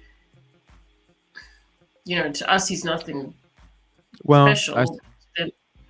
I suppose if you're an incel, you're probably used to having your discussions maybe towards amongst of close, you know, close friends or even a chat group, and maybe they consider him the king because, like you're saying, he put out all of this content which they might not have the confidence to do because you're already lacking confidence already. Maybe, I mean, maybe he just worded it well, you know, captured what they were going through in a way that people hadn't for them. Because I think one of their main things is feeling, you know, misunderstood and lonely, and then here's somebody who's putting their whole experience into words according to them. Maybe. And this is what's weird too. You continue to focus on your messages in your post. You continue to focus all this hate towards the female species. But I think I mean, hell, right in the beginning, you unalived 3 dudes. And then, so it's like, okay, who was your bag with? You know, was it just humans in general? And you're blaming it on women? I think so. I mean, I think that the 3 initial victims, his excuse was that he just didn't want them in the flat or apartment because he had some other plan. But I mean, I think that he does have a lot of weak excuses and he's just filled with rage. Yeah. I do really suspect that his issue is equally or maybe even more with men. Yeah. Just because he can't be like them. Yeah. Because you saw all these other people get approached and you weren't getting approached, and, you know, you didn't have the confidence. So then it just developed into that. It's just crazy. I'm surprised that people worship him like that. So this is, I'm going to share a couple things with you guys, and then we're going to go into the interview with the dad and Barbara Walters. So I'm going to share some things with you. This is the Wikipedia. If you'd like to check that out. Basically, I figured instead of reading through a lot of these, I figured we'd sit back and actually watch the videos instead of hear just the words. Because I think the videos, you hear the emotions and everything behind the words. I think it has a more lasting effect when it comes to the retention of it. And then the Elliot Rodger Revolution, sinister diagram by British-born California gunman 22 reveals his deranged plan. And so this is another article that goes into it. This is from Daily Mail. We all love Daily Mail.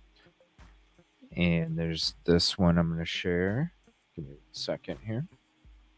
The next one, this is an article that because he's supposed to be the king. You know, there's somebody from Toronto that wanted to idolize him, supposedly. This is somebody else. Another article for that I'll share with you guys. Then the next one is article from BBC, how a misogynistic killer became an incel hero. That is going to be interesting to read. and we'll read through that one in a second. And then I'm going to share this one right here. Now, this is, and thank you, Kelly, for dropping these links for me. This is the FOIA thumbnails for when it comes to all the files. So I'm sure that one right there will come in handy if you're looking for any of this information. Now, I'm going to go to this article here real quick. We'll get rid of the other ones.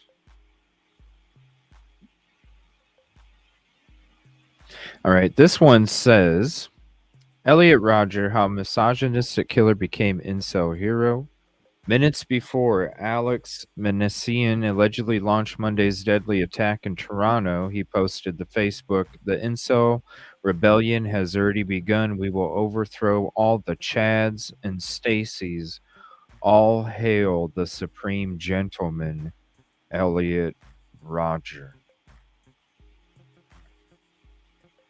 Wow. Wishing to speak to Sergeant 4chan, please. The incel rebellion has already begun. Elliot Rodger unalived 6 people in stabbing and shooting spree in Isla, Vista, California in May 2014 before he turned it on himself. The 22-year-old posted a retribution video. It says, an online community known as the involuntary celibate, or incels, who blame women for their sexual failings, fastened upon the document. What did Rodger believe? Son of Hollywood filmmaker grew up in a life of privilege and relative affluence. The 141-page document he distributed in his final hours explores that upbringing, his mental health, and his deep-rooted loathing of women, fueled by an intense frustration over his virginity. On the video he posted on YouTube, Rodger sat in a BMW car his family had given him and complained about being a virgin at 22, saying he had never even kissed a girl. In the document, he described himself as the ideal, magnificent gentleman and could not comprehend why women would not want to have intercourse with him. He planned his murderous rampage as a day of retribution and said he had no choice but to exact revenge in the society that had denied him sex and love. Rodger specified that he had planned to target the Alpha Phi sorority, whose members had deemed the hottest out of college, the kind of girls I've always desired but was never able to have. And then it goes through the victims. How is he idolized by his fans? He has been virtually canonized by some fringe communities online. A mock film trailer for The Supreme Gentleman in his honor, cut from his clips, was still available on Wednesday on YouTube after almost 4 years of its original upload. Really? There's trailers of this guy about the Supreme Gentleman superhero origins. Wow. They're really sucked into it. In a statement, the website said the videos threatening violence contravene their guidelines. We encourage anyone who sees the material they think crosses the line to flag it, but a lot of videos about the rampage and his old YouTube channel still remain online. Wow. T-shirts and selfies they even make. Look at that. Isn't that crazy? That's insane. They really do worship this guy. This is nuts. Yeah. Were you able to see anything in chat rooms or anything of stuff that you might have come across? No, not particularly. I was just I was trying to figure out what the presence is of the incel community online. And it does seem to me that they're primarily, they communicate online, they exchange ideas and videos and stuff like that. Seems to be quite a lot of chat rooms. I am actually working on getting some specific ones, but not yet. Right. Well, and there's so much stuff. And we'll let me see, we got about 1 hour to go. So there's probably going to be a part 2. I'm just saying, because we do have a lot more other stuff to get into. So maybe next week, same day, same time, maybe we can do a part 2. if not earlier. I'm going to switch. There is a couple things we'll get into on the next episode. This is the Malmo University from Irina Zetterquist. She is a professor for criminology at this university. We'll get into that on the next one. And then we're going to get into the investigative summary on the next one as well, where we'll actually read the timeline and everything that the investigation put together for that. That's a 68-page one. That's going to be a very interesting read for sure, to find out exactly how it went down and everything behind it. This is right here.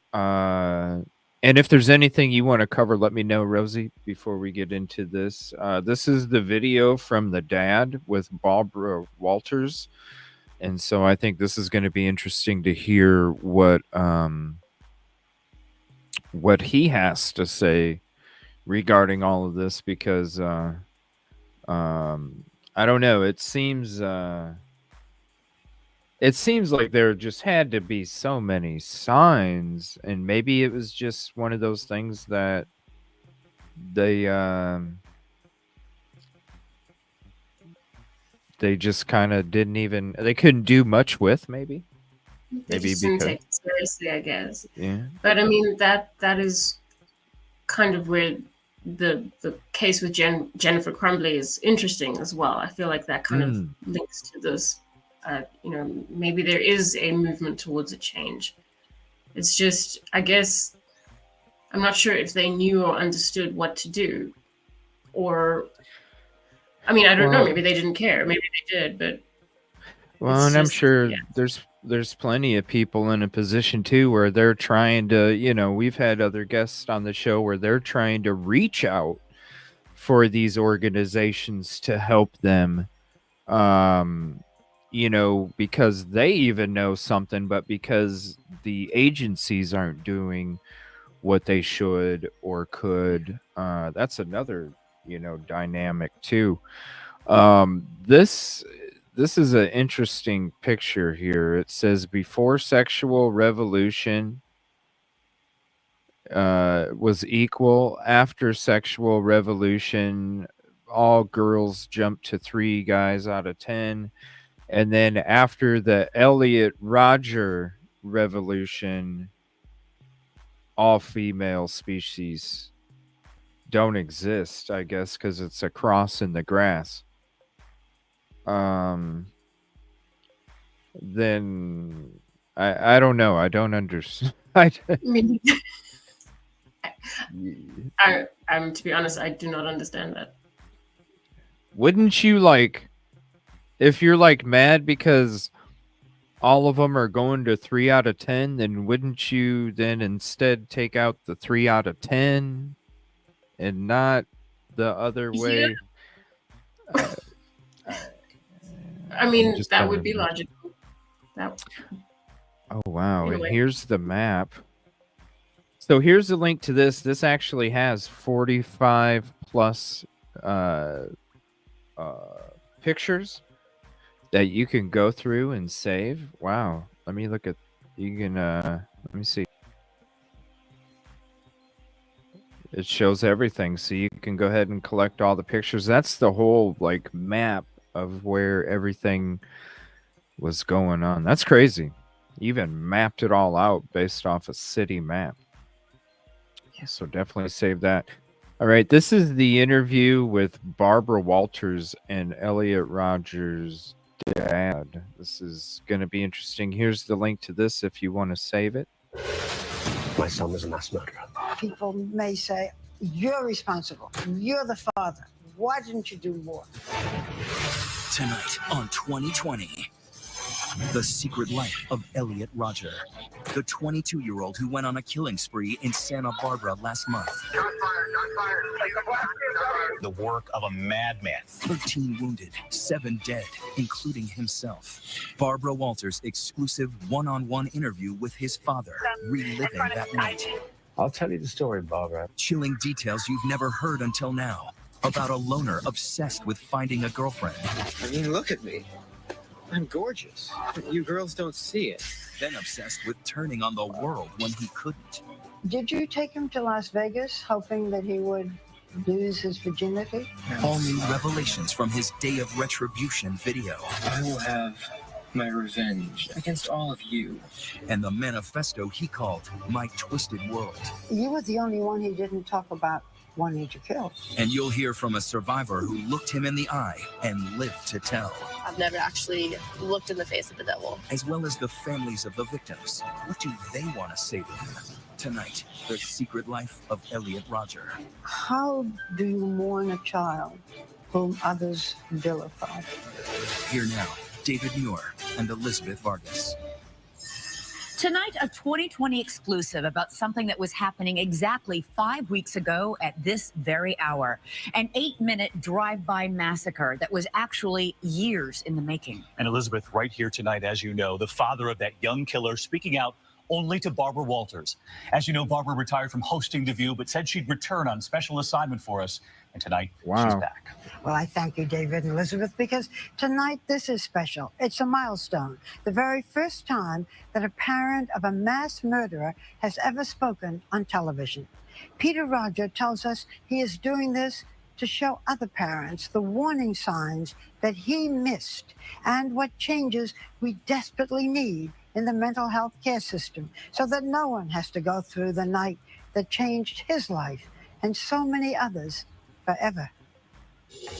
On a quiet Memorial Day weekend, Peter Rodger and his wife were hurtling down the highway from Los Angeles to Santa Barbara. It was a 100-mile journey of terror. I have to save my son. I have to get to Santa Barbara now. Peter Rodger had just seen a disturbing video that his son Elliot had posted on YouTube. I hate all of you. I can't wait to give you exactly what you deserve. Utter annihilation. What went through your mind? I can only describe like a really dark force of horrible energy that hit me. What were your fears for him? I felt for his life. I didn't know what he was doing. And then suddenly he's saying he's going to do other things to other people. I was confused. I just wanted to go and find him and talk to him. I mean, we were driving up there not knowing what to do, trying to get information. Peter Rodger was on a mission to prevent a massacre, but halfway to his destination, suddenly he heard the reports. Breaking news right now out of Isla Vista, where we are getting reports of a shooting. There are unconfirmed reports that there may be as many as 3 victims, possibly a fatality. The death toll could be climbing. Shot fired. Did you know that this was your son, the shooter? No. God, good Lord, no. We were just driving up there in absolute fear for him and confusion. Witnesses say a BMW with 2 people inside had people open fire and also run over people. I was hearing, reports of a black BMW, and I was going, oh, no. And we were on the phone at the same time to the police, and they were saying, we don't have any information for you, no information. The driver of that BMW was his 22-year-old son, Elliot. Santa Barbara County Sheriff Bill Brown is calling the mass shooting the work of a madman, but say at this time, the threat appears to be over and the suspect is dead. 7 people died that night, including the shooter, Elliot Rodger. 13 others were hospitalized. For Peter Rodger, those memories are a waking nightmare. How are you? Every night I go to sleep.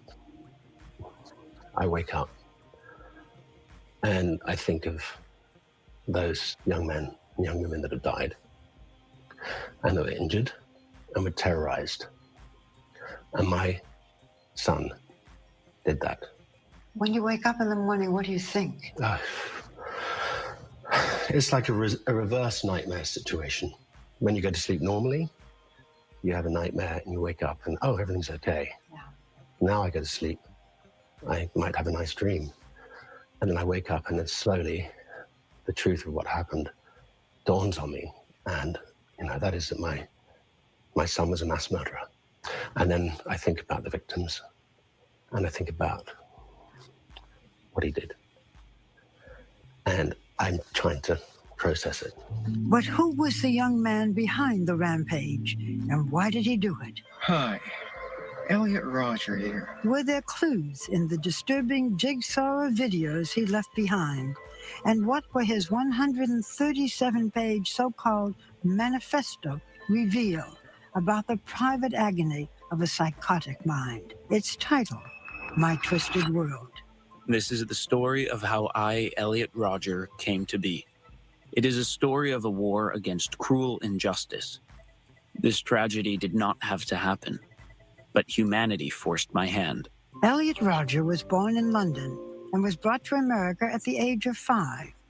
His Malaysian-born mother, Lee Chin, was a unit nurse in the movie Indiana Jones and the Last Crusade. His father directed television commercials and worked on the hit film Hunger Games. In the beginning, Elliot had a seemingly normal childhood. He was adorable. He would laugh so much that sometimes we were worried he would choke. It was really wondrous, those first 4-5 years of his life. It was wondrous. You loved Elliot. I loved Elliot. Elliot loved you. Yeah.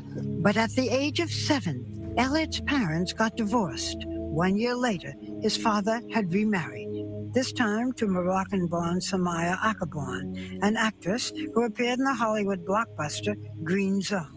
It was during those years that 7-year-old Elliot began his long treatment in therapy. Why did you think he needed it? When we realized he had social issues, we brought therapists in to try and help him integrate into society. Did he have trouble with other children, with making friends? He did. He had very few friends in elementary school because he was a very, very, very, very shy boy. And we just felt that that was his issue. On the surface, Elliot seemed destined for a life of success and privilege. Peter Rodger's work gave his son access to Hollywood's elite. From an early age, it was a world he longed to join. My little 9-year-old self realized that there were hierarchies, that some people were better than others. Jealousy and envy. Those are two feelings that would dominate my entire life and bring me immense pain. By any standard, the Rodger family was living the good life. But those tantalizing glimpses into Hollywood's inner circle would always leave Elliot resentful and wanting more. Did he blame you for the fact that he wasn't a rich kid? He just had illusions of grandeur. Even if he couldn't make it himself, he wanted to feel in a position where we would somehow provide it for him. The relationship that Elliot shared with his father had always been complicated. Peter Elliot was the Mount Everest his son could never reach. You are a very good-looking man. Did he realize that? Did that please him? Was he... He was jealous of me, the way that I looked. The shy young boy harbored fear and self-doubt. His parents moved him from school to school, hoping but never succeeding to help Elliot fit in. There was some question about whether Elliot was autistic. He was never formally diagnosed, and there was a suggestion that he might have been high-functioning Asperger's. And, you know, these were because of traits. For instance, there was a certain OCD about him. There was a certain, you know, like he'd always put his plate in the same place. He'd like to wear the same clothes every day. Elliot really was a very high-functioning human being. Okay, I gotta pause it real quick. Did he say he ate from the same plates every day? I'm not sure. I think he was repetitive. So maybe I'm not sure if it was maybe like the same kind of plate, or I know that some people with those obsessive traits, they kind of like they'll want their food on a specific part of the plate, or they want the plate to look the same way. But I'm pretty sure it wasn't the same plate. Maybe I don't know. I'm not sure. That's crazy. Yeah, mom was in Indiana Jones. The dad was part of the Hunger Games. Like, I think he met the cast of Star Wars when he was little. Are you serious? I read that somewhere. So he was around a lot of influential people. Harbored fear and self-doubt. His parents moved him from school to school, hoping but never succeeding to help Elliot fit in. There was some question about whether Elliot was autistic. He was never formally diagnosed, and there was a suggestion that he might have been high-functioning Asperger's. And, you know, these were because of traits. For instance, there was a certain OCD about him. There was a certain, you know, like he'd always put his plate in the same place. He'd like to wear the same clothes every day. Elliot really was a very high-functioning human being. If he was sitting here right now, you would think what a polite boy he was, but yet he had this thing going on inside of him. What his parents didn't know was that Elliot, even at the age of 10, was hiding a secret that would someday transform a shy young child into a cold-blooded killer. This is the horror story. This is the American horror story, or the world's horror story, is when you have somebody who on the outside is one thing, and on the inside is something completely different, and you don't see it. Next, did his parents not see the warning signs hiding in plain sight? There's a certain pattern. And you missed it. So he knew, I'm going to go ahead and pause it just because there's a commercial there. So he knew that early on, his son had social issues. They moved from school to school. Nothing was working. There's actually some of their emails, their email exchange online. I guess his dad wasn't taking it very seriously. His stepmother was much more concerned about him. But I mean, it wasn't.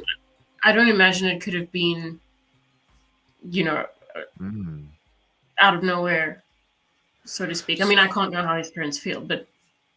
So I'm wondering, so the stepmother you said was more involved. The dad didn't take it seriously. It makes me wonder if he downplayed what he was doing to his dad like he did the cops and all the other situations to make his dad think that maybe the stepmom just had an issue with the stepson and he was caught in between. Yeah, so it seems that after his parents' divorce, his father got re-involved with somebody very quickly. And I think that Elliot Rodger's mother was kind of, there's a term for it. I think it's like a type of parental isolation where she was bad-mouthing the stepmother to him. And then whenever the stepmother would try and parent him or step-parent him, if that's even a word, then she would say to Elliot, she's not your real mother, you don't have to listen. And then he would go back and you know, sort of regurgitate that out to the stepmother. And whenever the stepmother wanted to, like, put limits on him, like playing too much video games or not knocking when entering a room, normal stuff, then his mother would let that be an opportunity to sort of triangulate the relationship. So she was meddling, and it seems that the stepmother had some genuine concerns that he wasn't being social. She tried to limit the amount of time he would spend on his laptop, stuff like that, and it just made him hate her. And his mother would like feel that. So I think that his stepmother was concerned. I wonder if it's hereditary because it's kind of the moms. I've dealt with that in the past personally when it came to my daughter's mom. So it makes me wonder, you know, is the mom displaying some of those actions too? And maybe that's what also fed into her son's actions. And because if you're not even knocking on doors and you're just walking in, it means that you don't have, there's a lack of accountability. When you're entitled and you're not being reprimanded, it seems like a lack of accountability. Yeah, so this took place in the emails between Elliot and his dad about this incident of him not knocking. I don't even think he lived there at that stage, and he kind of just walked in, and his stepmother got upset. Yeah.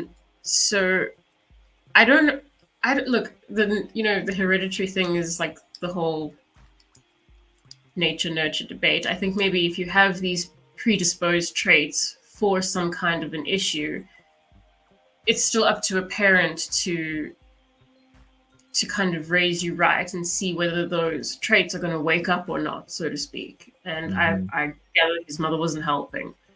Yeah, it's going to be interesting. A lot in his emails. So. He did what? I'm sorry. He did what? Elliot's father called Elliot's mother manipulative in his emails, like back and forth communication. He said that she was manipulative. He said that she was targeting his new wife, stuff like that. So maybe there's a hereditary component. It's hard to know. Yeah, it's yeah, I mean, I dealt with that myself. You know, it even got to the point where it had gotten so bad that all communications had to be through email. It got that bad. Like there was no other communications allowed beyond email because it was the mental games, and it could easily be jealousy from the mom. You know, I'm just the mental games that can do with children is not. It's not fair. It's not fair to the kids. They're fragile already. It just can't help. It's not fair. And that happens in divorces. It really does. It's not uncommon.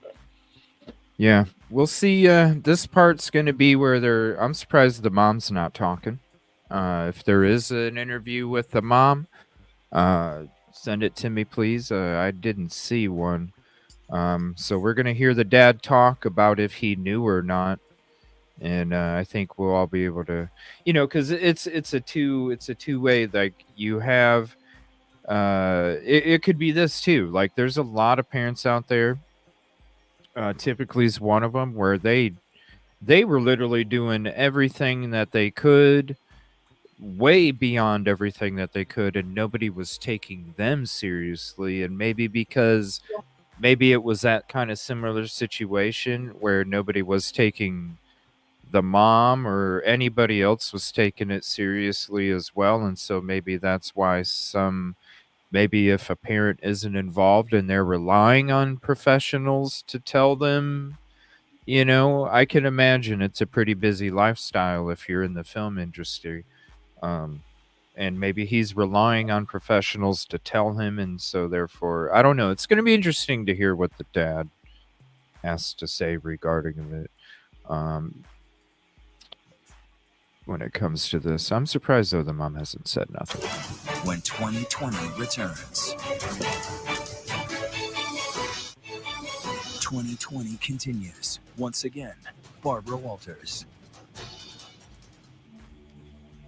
When the story about Elliot's shooting spree first broke, the videos and so-called manifesto he left behind provide a rare glimpse into a mind broken by mental illness. Oh, check it out. There's me. At first glance, Elliot Rodger seemed like any other college-age kid. Look at how fabulous I look. Bragging about designer clothes. For $300. Giorgio Armani. Posing for selfies scored to retro pop. But the path Elliot was walking took him to the dark side of his mind. My problem is girls. I desire girls. But girls are not sexually attracted to me. It's not fair. It's not fair. But why did those closest to him fail to see any warning signs when it seemed clear that Elliot was mentally disturbed? People have called your son evil. How would you describe Elliot? Elliot was far from evil. Something happened to him. And then I think he became very mentally ill. What I don't get is we didn't see this coming at all. None of us. But there were clues hidden in those early years that Peter Rodger now admits he missed. The lonely young boy had grown into an introverted teenager. By the age of 13, he had walled himself into a cyber world. His constant companions, the characters in the video game World of Warcraft. In high school, Elliot was a loner, bullied by his peers. They threw food at him during lunch and shoved him into lockers. I was an innocent, scared little boy trapped in a jungle full of malicious predators, and I was shown no mercy. He was afraid of boys and girls. He felt he had an inability to get along with them. And this is when we realized that he had a real fear of other human beings, of other kids his age. Elliot fled from 2 high schools before finding refuge at a tiny 100-student school called Independence High, a school with a mission to help troubled children, like the boy they called our Elliot. There was never a time in working with him or knowing him that I ever felt like his inability to interact socially would ever have led me to believe that this kind of rage was building inside of him. Never. But the isolation hit a firestorm of frustration and anger. Its target during those teen years was sex. Finding out about sex is one of the things that truly destroyed my entire life. Thank you, Roxanne. The very word fills me with hate. I would always covet it. I would always fantasize about it, but I would never get it. Elliot had always been fascinated and repelled by sex. His first glimpse of pornography horrified him. I couldn't imagine human beings doing such things with each other. The sight was shocking and arousing. I was quite shaken for a few days. Did you talk to Elliot about sex? Yeah. What did you say? How it's so important to present yourself as a human being from the heart outwards and not to be weird. I say weird because it is weird when you think girls are going to throw themselves at you. As a teenager, he described his interest in girls, but he said, I'm quoting again, "There is no way I could ever get them, and so my starvation began." Did he talk about this? He was always obsessive about this one issue. Obsessive about which issue? About not Finding getting a girlfriend. But here's the thing. According to this journal and according to his acts, he was already planning heinous things in response to this emotional thing in his head that none of us could really see. Elliot was tormented by the sight of pretty girls and public affection. Even his favorite haven at the Griffith Park Observatory became a reminder of failure. I don't understand you girls. It's like your sexual attraction is flawed. It's perverted. You're attracted to the wrong kind of guy. You should be attracted to guys like me. Beautiful, magnificent guys. I saw sex as an evil and barbaric act, all because I was unable to have it. This was the major turning point. If I can't have it, I will destroy it. If Elliot had had the sex that he says he wanted so much, would things have been different? I don't think so because I think he had a condition. He had a very seriously advanced mental condition, and I think that whatever would have happened, even if he got a girlfriend, wouldn't have been able to have made him into the happy human being we wanted him to be. Did you take him to Las Vegas, hoping that he would lose his virginity?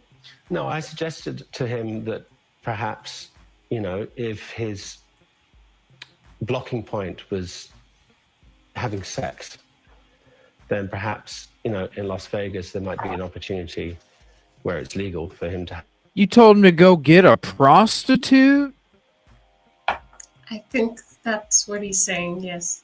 What the hell, man? That's your son. I think that's what he's saying. I don't know. Yeah, yeah, he's saying go to Vegas where it's legal. Is that what that means? Okay. Yeah, in Vegas it's legal. Dude.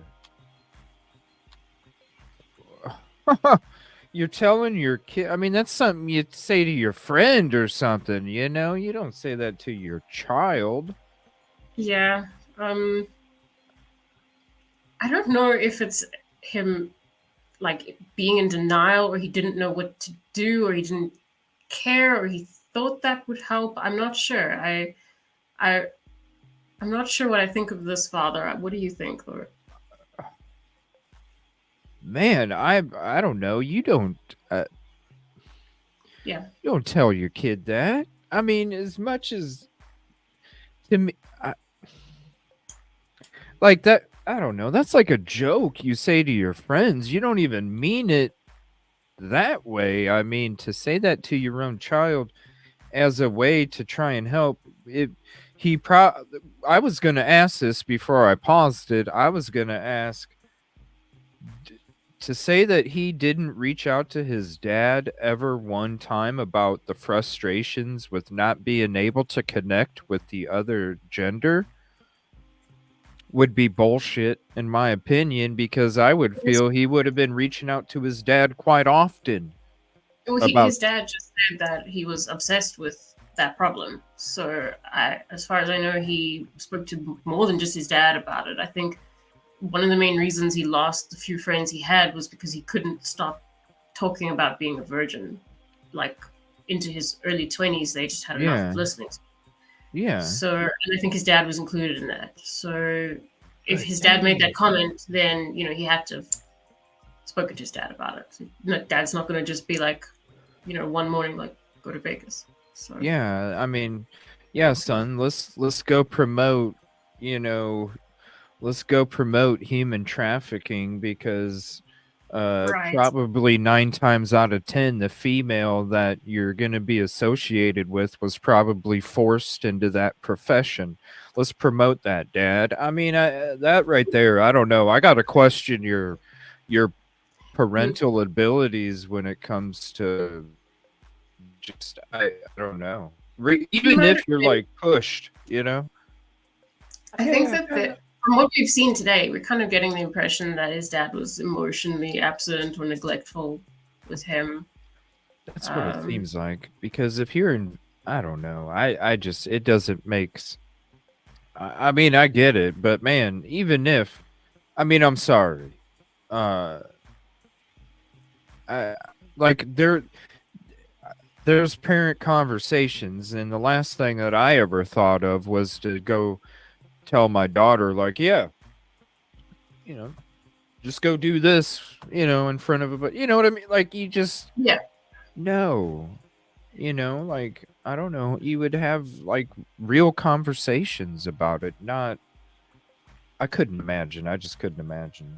I wouldn't, or even if I saw, I'm sorry, even if I saw another parent say that shit, you know, I think that he might have taken the whole thing too lightly, and there probably were signs, but perhaps this was him making a joke out of it, or I don't know if he's trying to defend this now. Yeah, but he didn't tell Barbara that. Barbara, like, is straight up asking him, and he's like, well, you know, I said as a joke, you know, I got tired of hearing him saying it, so I said it as a joke.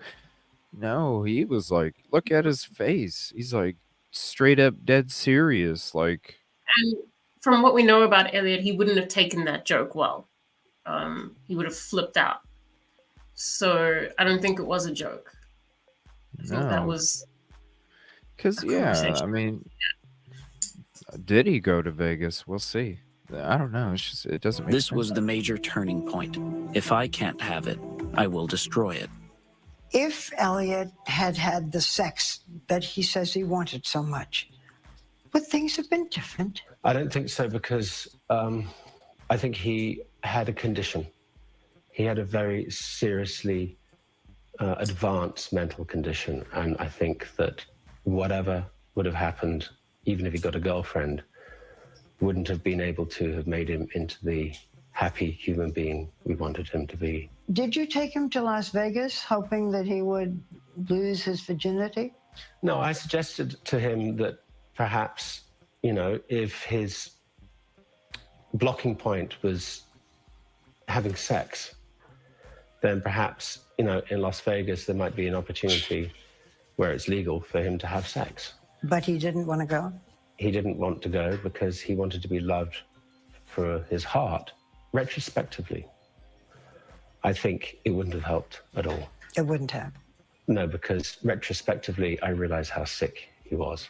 But you know, you can have these same things and not have another Elliot. You can have kids who are frustrated and don't have girlfriends or boyfriends or, you know. No, but when you put the combination together, there's a certain pattern. And I think it's important to talk about those patterns. And you missed it. Yeah, too right, I missed it. I wish I could turn the clock back for the victims, for our family. I think anybody all would. the scars out there. By the time Elliot reached his 18th birthday, the shy young boy had vanished, leaving only resentment and anger. Too terrified to approach young women, it was easier to hate them. That's a problem that I intend to rectify. I, in all my magnificence and power, I will not let this fly. It's an injustice that needs to be dealt with.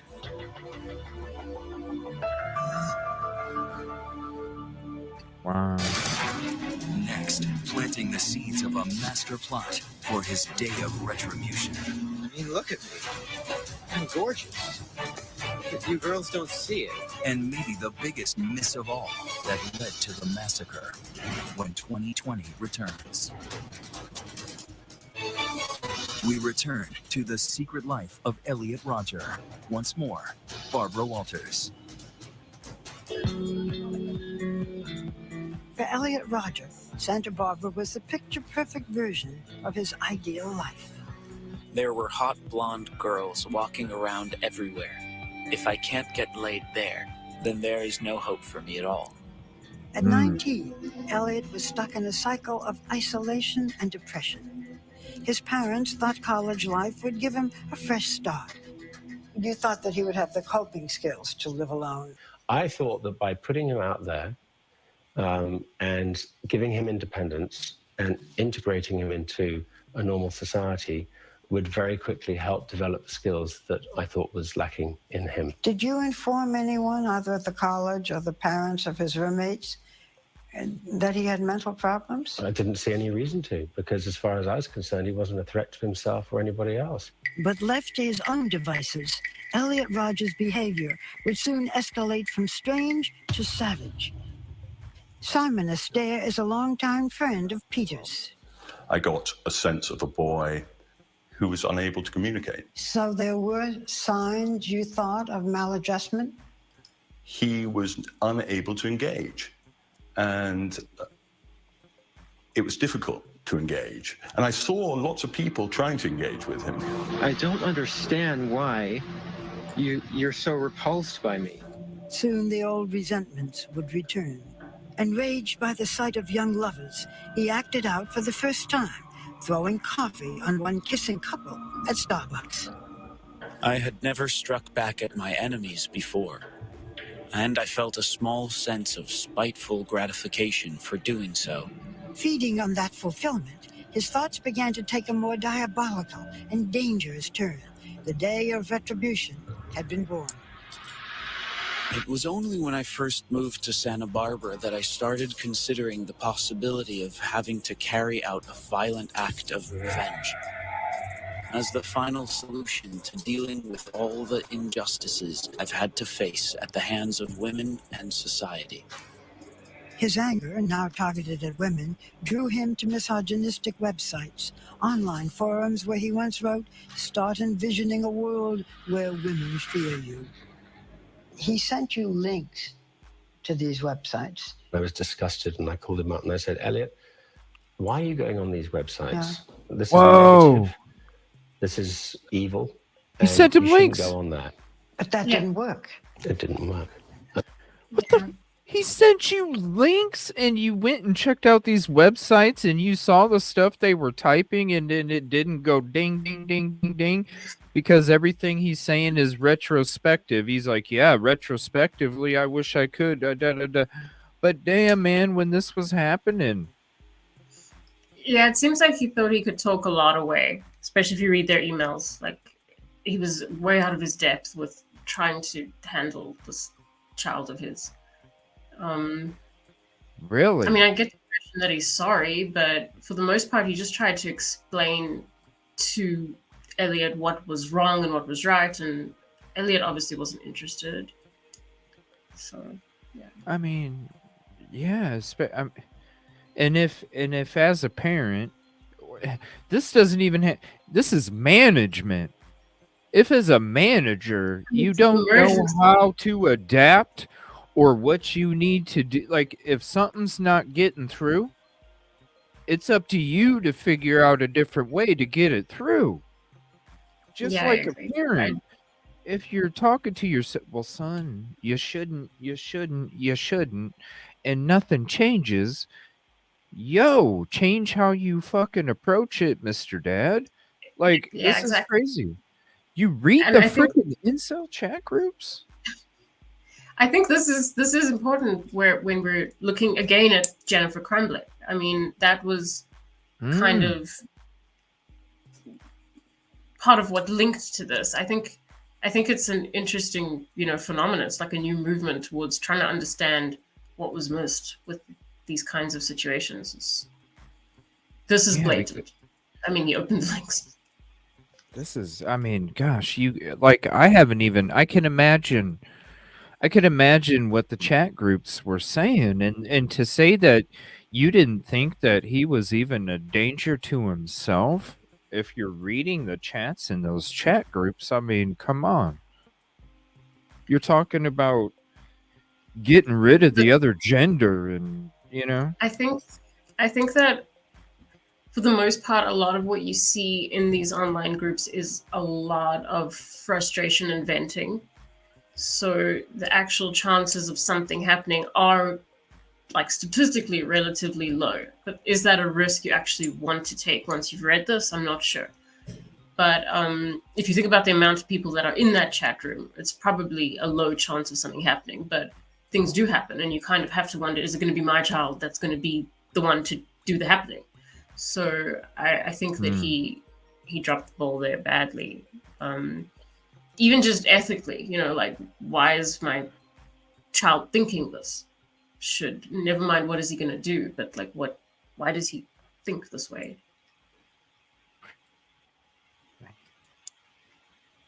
I don't know. And then, like Kelly said earlier, not too many people probably even, and what you said earlier, Rosie, is like, it's the beginning of the information, like maybe not too many people knew or understood the whole involuntary celibate term. And I'd never heard of it either. Well, I mean, I don't think it's as common here, but I mean, I had no idea what that was. I was just trying to figure out why people were saying that about Brian Koberger, and he's not this. I mean, I'm gonna go out on a limb and say, just from body cam footage, he's not this. Yeah, because you would, I don't know, with the kind of hatred that we've seen from this gentleman, especially if it was a authority that is a female, not just a female, but a female in authority, you would think, I wonder if there's any kind of body cam footage with the way that he react. I would like to see how Elliot reacted to Ellie. Yeah, because I mean, all the footage we have of him, he's essentially trying to act for his subscribers or followers or whatever. Yeah. So we actually don't know what is it natural. Like they mentioned in one of them that they thought the laugh was put on. So that is essentially a performance. Yeah, until they harm others, you're out of solutions. Until they harm others, what do you do? Right. But this guy sounds like he's in denial until it was too late. Can't be easy for him, but yeah. I'm sure not. I mean, to find out that your son was able to commit this kind of acts, but I hear a lot of retrospective conversation, and I'm sorry, I don't know, that whole comment about going to Vegas, that just, I don't know, that it is off-putting.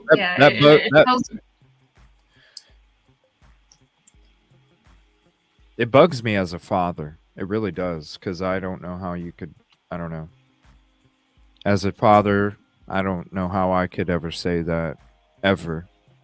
Even if I was like serious or even said it in the back of my head, I still don't understand as a father how you say that to your child as a a way to handle what you're doing. Because then I would just I don't know. I care too much, maybe. But it doesn't actually show respect for females from him in a way either, because that's not necessarily something that you would say to somebody, your child, at all, or even that young. And maybe there is a little bit of an underlying attitude from the father, because that is not.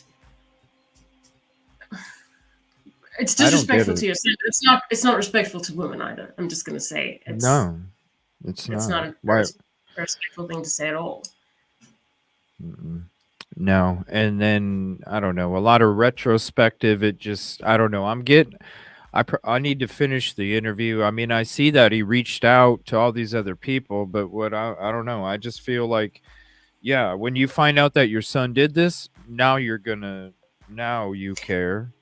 I think maybe what the issue is with him is that he thinks he can hand the problem to everyone else. So therapists, people in Vegas, the other parent, the mother. So maybe he's acknowledging that there's a problem, but it's kind of in a sense not his problem in a way, like just shove it off. Maybe, I don't know. But there could be some of that as well, that when he was seeing these things, he wanted to just kind of have somebody else deal with it. And that's why he brought in the therapists and all of the stuff that he did. So not necessarily that he was neglectful completely, but he wasn't involved. He was uninvolved in trying to fix this. Yeah, I'm just gonna, because I don't know, there's some things that bother me as a parent. Like, I'm just like, I don't know. That's just me, though. It's just and I had no idea that he had such an inbred hatred, this misogyny. But despite his deepening hatred of women, Elliot told his father that he was obsessed about losing his virginity. I would say to him, there is no shame at all in not losing your virginity at a later age. Some people never do. Some people go into the church and choose chastity. He would say, I can't get a girlfriend? He would say, they're never going to like me because I'm not 6'2", a jock, sporty guy. He did say to me once, I wish I wasn't half Asian. I never realized that he was so racist. Thinking, why aren't I white? Correct. Wow. Elliot's life had become a volatile mixture of desire and denial. And last summer, yet another sign of violence.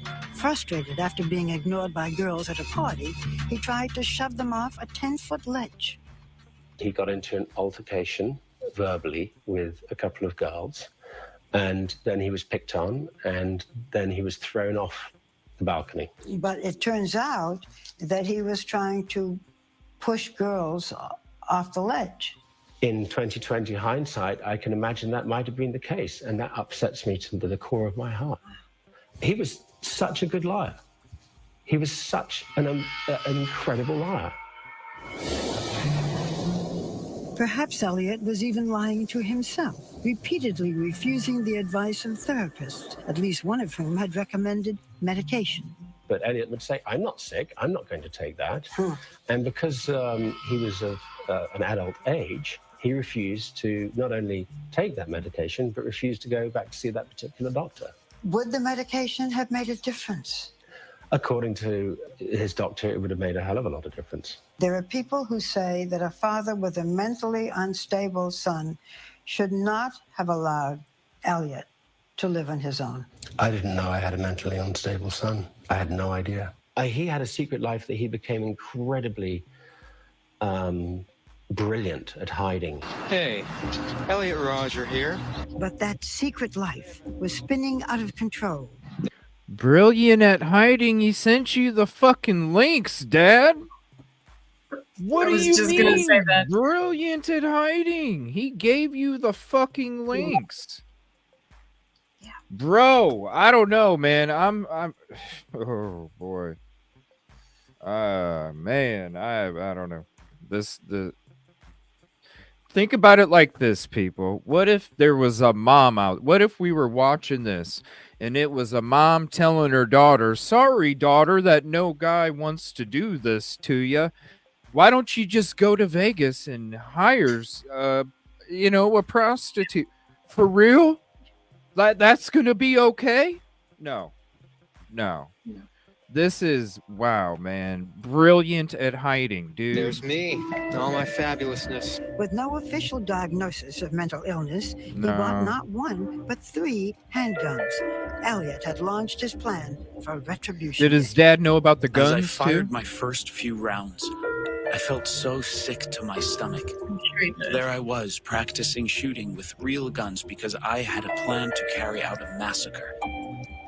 Why did things have to be this way? It's my place of refuge. Then a pivotal moment when Elliot's plot might have been completely foiled. His mother finding one of those bizarre videos on YouTube. My life is so lonely and mundane. She wanted to have a mental assessment of him. It just turns out that there is no way that you can actually do that unless he voluntarily does it or unless he commits a crime. Did Elliot volunteer? Would he have done it? No, He didn't. of course not. She alerted the police. Yes, and what happened? 6 officers arrived at Elliot's apartment and knocked on the door. And Elliot was a very, very polite, kind, well-spoken, well-dressed individual. And he managed to say, we've got nothing to worry about. If they had demanded to search my room, that would have ended everything. For a few horrible seconds, I thought it was all over. But the police neither watched the YouTube videos nor ran a background check for purchasing guns. And this is where the system, I think, failed. If somebody's going to do a welfare check, surely they should do a gun check on the way. Because how's somebody going to do something to themselves if they feel they're a danger? It takes 90 seconds to do a gun check. Dude, there's other ways to do it, bro. I'm sorry. I don't know. I think I that's wonder- another kind of another example of him doing the same thing where it's just, like, why didn't somebody else fix it? And maybe that's where Elliot got it from.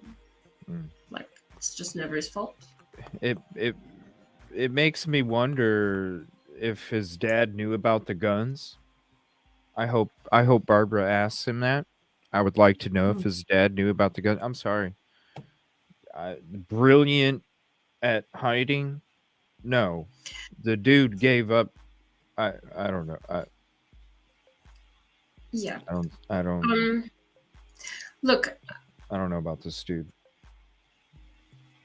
I don't know. I'm kind of interested in the situation where the police went to do a welfare check, and then when they got there, he seemed fine.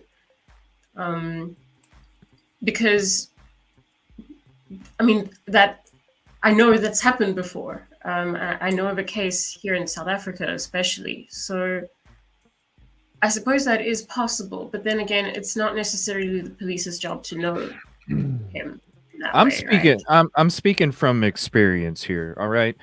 I got full custody of my daughter. Okay, at 11, because of the shit that was going on in the household of her mother. The first 6 months, because of all the manipulation that the mother had done, the first 6 months, I had to deal and go through shit where I was being told I was hated. I was being told, we would go to the store. How long are we going to be in the store, Dad? About 15, 20 minutes. Why? Because I'm tired of looking at your face. Different, all of these things were being said. I had to go through it because I understood I have to just continue to show her that the shit that her mom manipulated her about isn't what the fuck reality is. And I had to just take my time and be patient and show her, no, this is stuff that, manipulations. And then over time she realized it was 6 months of, it was hard hearing your own child say that shit to you because of what the mom's manipulating. I also discovered chat groups that she was in. You know what I'm saying? She didn't send me the links. I discovered them. Okay? And I'm telling, like, this is why I'm getting upset, because I'm sitting here as a parent. I actually fought for freaking full custody. It took me 3 years. I had to represent myself. I had to learn how to do all the court stuff on my own, filing, all sorts of stuff. So for me as a parent to go through and have not the incel stuff, but similar situations where it comes manipulation from the other parent, you know, the quiet, shy, the isolate, the chat groups, all of these different things. I'm putting myself in there and I'm sitting there going, why aren't you stepping the fuck up, Dad? Because I'm sorry, where I'm coming from, if I didn't even get a freaking link to any of them. I discovered them and there's no way in fuck I didn't go back. There's no way in fuck I didn't keep checking up. And there's no way in hell I didn't continue to have conversations with my child about what the hell was going on. But I mean, that is clearly the difference, because he's not seeing this as his responsibility, right? He's just seeing it as, well, I really didn't know, which, you know, is inadequate. What you're describing is like a normal parent's response, a good parent's response, right? So I do think that there's something that Elliot got from his father or didn't get from his father that was very neglectful, because, you know, to send links, not get the proper reaction, that also in a way told Elliot that he wasn't actually worth parenting, because well, I mean, I came from a position where I don't even remember seeing my dad's face. I've never met mine. Yeah. You know what I'm saying? Like, I met him once. I don't remember his fucking face even. I couldn't tell you. Yeah. That's what I got from my dad. You know what I'm saying? Bunch of bullshit. You live in the same town, but I ain't worth fucking even saying happy birthday to. You know? Yeah. So when it comes to, you know, what I was doing, I didn't learn that shit from nobody. I didn't take the shit that he showed me and fucking, you know what I'm saying? Like, no, you gotta invest. These are your, like, I don't know. Maybe I'm just out of frustration or something, but I'm just sitting here going, dude, I've been in these different positions. Why didn't you do more? I don't know. Maybe it's just me. I don't know. And it is something that only family can do. I mean, if the police go there and he's acting normal, what are they exactly going to do? You don't think my daughter acted normal to the counselors? Because as soon as I got custody of her, she was in counseling 3 days a week, 3 different days a week, every week for the first year. And then each additional year, we took a day off because it was, you know, you don't think she wasn't playing, you know, like, and I mean this to the community, like, you don't think she wasn't talking normal to these people? Hell yeah, she was. Yeah, no, it's about, I mean, only a parent can know, especially at that age. So it's crazy. It's just crazy. Yeah. I don't get it. We'll see. We'll see more of the dad here. 15 minutes. Why is the mom haven't done an interview? That's what I'd like to know too. For a few horrible seconds, I thought it was all over. But the police neither watched the YouTube videos nor ran a background check for purchasing guns. And this is where the system, I think, failed. If somebody's going to do a welfare check, surely they should do a gun check on the way. Because how's somebody going to do something to themselves if they don't? Spike TV wouldn't have made a show a million ways to, you know what I mean? If there wasn't other ways, dude. I'm sorry. They feel they're a danger. It takes 90 seconds to do a gun check. This guy. And his whole scheme would have been over and thwarted. I'd like to make something very, very clear that, Barbara, I'm really not pointing any fingers whatsoever at the Santa Barbara Police Department. That was the turning point between life and death, a missed moment that began the countdown to Elliot's day of retribution. Well, this is my last video. It all has to come to this. The day in which I will have my revenge against humanity. Against all of you. Next, 3 years of planning, finally becoming 8 minutes of madness. 3 years?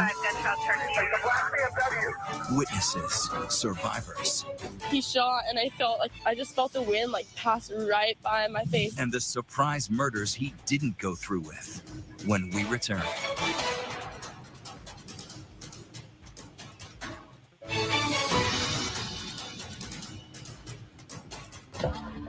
May 23rd, 2014. The sun was setting on a quiet spring night, the campus half empty over the Memorial Day weekend. But the lives of those who were there would never be the same. Hours before, we were having a great time. It was a nice day outside. It was sunny, you know. After 3 years of meticulous planning, Elliot Rodger's deranged mind brought him to what he called the day of retribution. The day in which I will have my revenge against humanity. Against all of you. His parents were having dinner in Los Angeles with friends. They had plans to see Elliot the next day. He was due to come on Saturday for lunch, the day after the 24th. Do you think he already knew what he was going to do? Yeah. After reading the journals, yeah, I do. What Elliot's journal revealed was a master plan of carnage. I will drive down to my father's house to kill my little brother, denying him of the chance to grow up to surpass me, along with my stepmother, Sumaya, as she will be in the way. Wow. My father will be away on one of his business trips, so thankfully, I won't have to deal with him. I was meant to have a meeting in London, and he wanted to know the dates. Why? He wanted me out of town so that he could come and murder his brother. And Sumaya, I think he was scared that he would hesitate, and I can understand that. The only thing that saved his family's lives was a change in Peter's schedule. My wife and Jazz, my 9-year-old, is still alive because of that. What Peter Rodger didn't know was that his son had already murdered 3 people that night. His 2 roommates, David Wang and James Hong, and their visiting friend, George Chen. They had been brutally stabbed to death in Elliot's beachside apartment. Hours later, at 9:17 p.m., Elliot emailed his manifesto to friends, his therapist, and his parents. I will specifically target the good-looking people and all of the couples. Now he was a predator in search of the rest of his prey. I'll be a god, exacting my retribution, just for the crime of living a better life than me. His black BMW slowed down by a sorority, Alpha Phi. Elliot knocked at the door. No answer. Then he got back in his car and opened fire on the girls in front of Alpha Phi. 33 for the Frank unit, code 33. 2 of the women were dead on arrival of the deputies. One of them was very seriously injured with multiple gunshots. Frank 25 gunshots from the area. At the sheriff's dispatch center, the calls poured in like rain. And we have 3 down in the corner of Segovia. The black BMW, 3 ambulances here. Almost simultaneously, we received notification that another individual had been shot In response for multiple gunshot victims in front of the Ivy Deli. at the Isla Vista Deli, just up the street. Dylan Fontius had just entered the deli. I heard the glass breaking, just the shatter of the glass. And that's when we all started scrambling for our life. When Christopher Martinez came in for a sandwich, he was cut down in a hail of gunfire. Shots fired, shots fired. I just turned, I saw him fall. I kind of like took my hand off my head and turned down and ducked behind the counter. We sat there and watched this kid bleed to death. He was no less than 2 feet away from me. But the rampage was far from over. Frank 25 gunshots from the area. The deadly shooting in Isla Vista with multiple victims. At least 3 people have been shot. All of a sudden, sirens start going, ambulances start going. Multiple places, multiple people. The death toll could be climbing. He went up to the top of the loop, firing. He shot 3 more victims. I'll take to the streets of Isla Vista and slay every single person I see there. He then confronted another young woman and pointed his gun at her. At first, Sierra Schwartz thought the gun was a toy. He shot, and I just felt the wind like pass right by my face, and I was like, what the f? So I turned around and I started like walking really fast the other way. The deadly BMW was swerving erratically through the streets. People are like, they're shooting. Drawing gunfire from officers. He fired rounds at the deputy sheriff, and the deputy sheriff replied with 1 round of gunfire. About 8 to 12 shots, just super fast, what sounded like directly below my balcony. That black BMW plowed its way over pedestrians. Some guy ran in our house bleeding everywhere. He said he got run over by a car. There was carnage and chaos everywhere. As many as 7 victims taken to the hospital. But after deputies fired on him for the second time, Elliot's car spun out of control.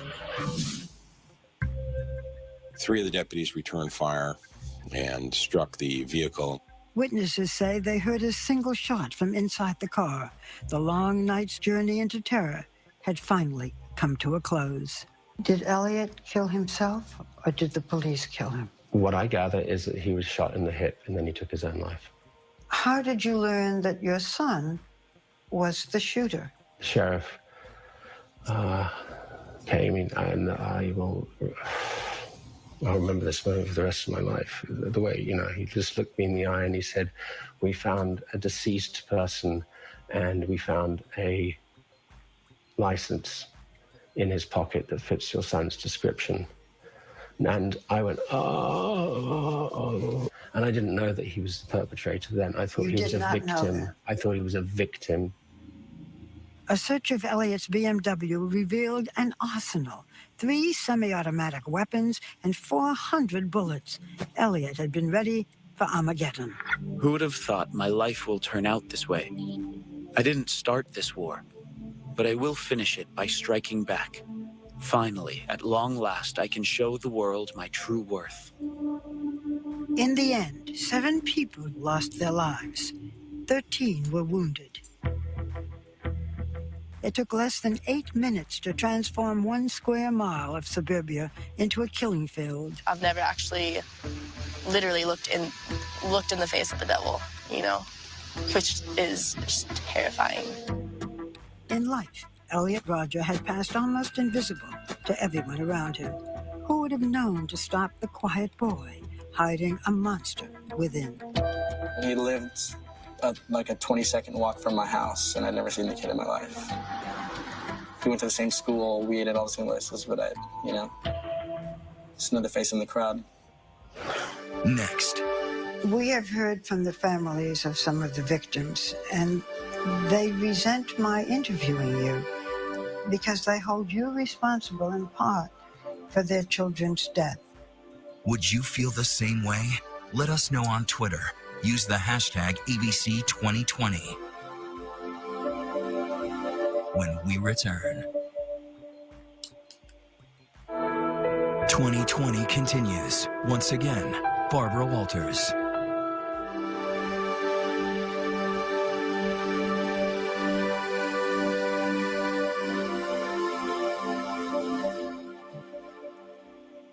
Isla Vista, a picturesque college community, was shattered by grief.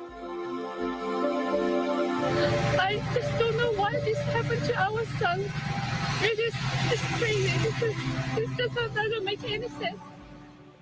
Her son, George Chen, was only 19. We would die 100 times, 1,000 times, but we don't want our kids to get hurt. A junior at UC Santa Barbara, George Chen was visiting his friends David Wang and James Hong, who were Elliot Rodger's roommates. The boys dreamed of one day starting a computer business together.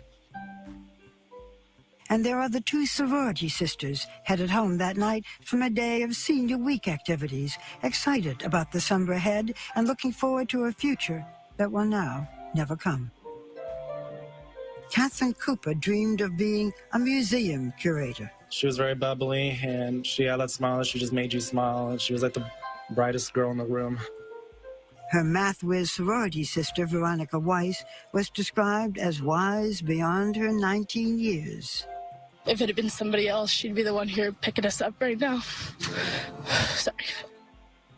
Have you reached out to the victims, to the families?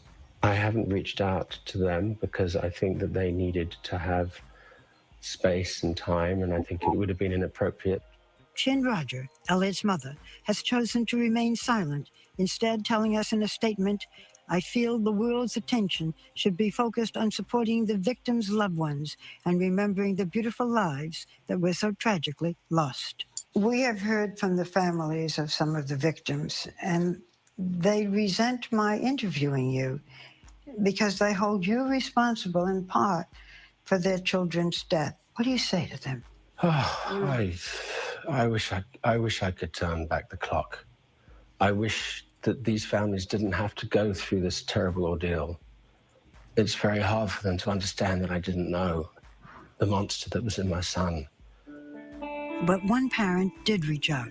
Just weeks after that night, Rodger met with Richard Martinez, two fathers embracing, searching for common ground. It was the most moving meeting I've ever had in my life. Martinez's son, Christopher, was 20 years old when he became the last of Elliot Rodger's victims, shot as he was entering that deli. He was an only child? He was our only Your child. only child. Yes. He was quiet, kind, humble, graceful, funny, and at the same time, one of the most competitive people you would ever meet. In the aftermath of his tragic loss, Martinez made an impassioned speech blaming the NRA for his son's death. They talk about gun rights. What about Chris's right to live? When will this insanity stop? When will enough people say, we don't have to live like this? Too many have died. We should say to ourselves, not one more. Thank you. That's it. I would like to introduce you to Richard Martinez. Martinez is spending his time now focusing on a campaign to bring about what he calls common sense laws to reduce gun violence. No parent should have to go through this. The only thing I have left, really, is to try to find some meaning in my son's death. Like Martinez, Peter Rodger also has a mission. Why did you decide that you would speak out? The only reason I'm here is to tell his story, to try and stop this happening again. What do you hope that it will accomplish? I think that there's an awful lot that can be done in this country to help families that might have another Elliot. There are holes in the mental health system, and I think that that's really got to be looked at. In death as in life, his relationship with Big his son holes. remains complicated. The family of Adam Lanza have said that they wished that their son had never been born. Do you ever feel that way? That's a loaded question, Barbara. A part of me says yes. And the reason is because he did an awful lot of harm to young men and young women who didn't deserve to die. And my son did it. How do you mourn a child whom others vilify? It's very hard, Barbara. After reading the journal, I had a lot of anger for him. And I think my job now is to try and replace that anger with love and forgiveness. But at the same time, I'm also haunted by the pain and the suffering and the terrorizing that this sick human being did to others. And I have to live with that for the rest of my life. We thank Peter Rodger for opening up his family's life to us. If you have a child whom you think needs mental health advice, go to our website at abcnews.com for more resources. When we come back, big news about our colleague, David Muir. Okay, that must have been when he got promoted. I don't know how companies are. I mean, if your dad doesn't think, your dad thinks you might have been one of the victims when it took place. How is somewhere where you're legally able to purchase a gun, how are they supposed to know that? They shouldn't be selling you a gun if your dad doesn't even consider you a danger to the community. That part I don't get. Yeah. I mean, I'm not sure why he's. I suppose he was saying that he felt that his son was, killed by somebody else, but I don't know if he's entirely being open about that, because I don't know. I'm just not getting a good feeling from that, the way he's kind of insisting that he really thought he was a victim. But look, at the end of the day, it's not necessarily for me or you to try and understand how he must be feeling. I mean, it must be tormenting for him, but there is a certain level of responsibility. Oh, I of course. I can't imagine if one of my own offspring committed a crime like that, like seriously, of course, and that's how I'm looking at, like, with this interview. Of course he's going to be remorseful and all these other things, because how could you not? I mean, even if you know what I mean, one of your own offspring commits that, yeah. It was a really interesting interview. We're gonna have to end it for now. We're gonna be doing a part 2. I'll let you guys know when we'll be doing a part 2. In part 2, I'm gonna be reading through the journal, some of the manifesto. There's interviews with some of his friends that we didn't get to. There's I'm trying to think of what else here. Other interviews. There's other interviews that are going to be on. I think the dad had another one on another news station, and then a bunch of these other documents too. So if you guys are interested, I did drop these two in the everyone chat. This is from Irina Zetterquist, a qualitative content analysis that she did on Elliot Rodger. And she is a professor of criminology at Malmo University. And then I also dropped the Isla Vista investigative summary, the 68 pages. Thank you again, Kelly. The 68 pages that details everything that took place in that report. We will be going over those. Oops, sorry, hold on, I wasn't sharing it. We will be going over those in the next one, but these are uploaded for you in the everybody chat if you're interested in checking them out before we get to our episode 2. I want to say thank you again, Rosie. Thank you for hopping up and hanging out with us today. I appreciate it. If you're not subbed to Rosie, please hit that link right there. And we'll be getting together for episode 2 about this. We'll be digging into it. And then for anybody that isn't familiar with the Incel theory at Queen Road Apartments, if you're new to the show, I'm going to go ahead and end this show with that video. So after the video's done, then the show will be ending after that. So I'm going to say thank you, everybody, for hanging out. We'll end it on that, and I will see you guys. I'm thinking it's either going to be, I'm going to try and do what I can do to try and do a show tonight. If I can't make it, then it'll be probably either Tuesday night or Wednesday morning, sometime in between that, because I'm basically going to be resetting the whole setup completely. Like, it's going to be a teardown constantly kind of thing until everything's carpet's clean, walls are done, and all this other stuff. So thank you all so much. Thank you, Rosie. I appreciate your time. Everyone. And here's the link to that incel theory. Oh, that's not it. I'll go ahead and drop it as we're closing the show. So thank you so much. Appreciate you guys. And like I said, if you hadn't checked out the theory before, here it is. Thank you all. I appreciate you, and we'll see you later.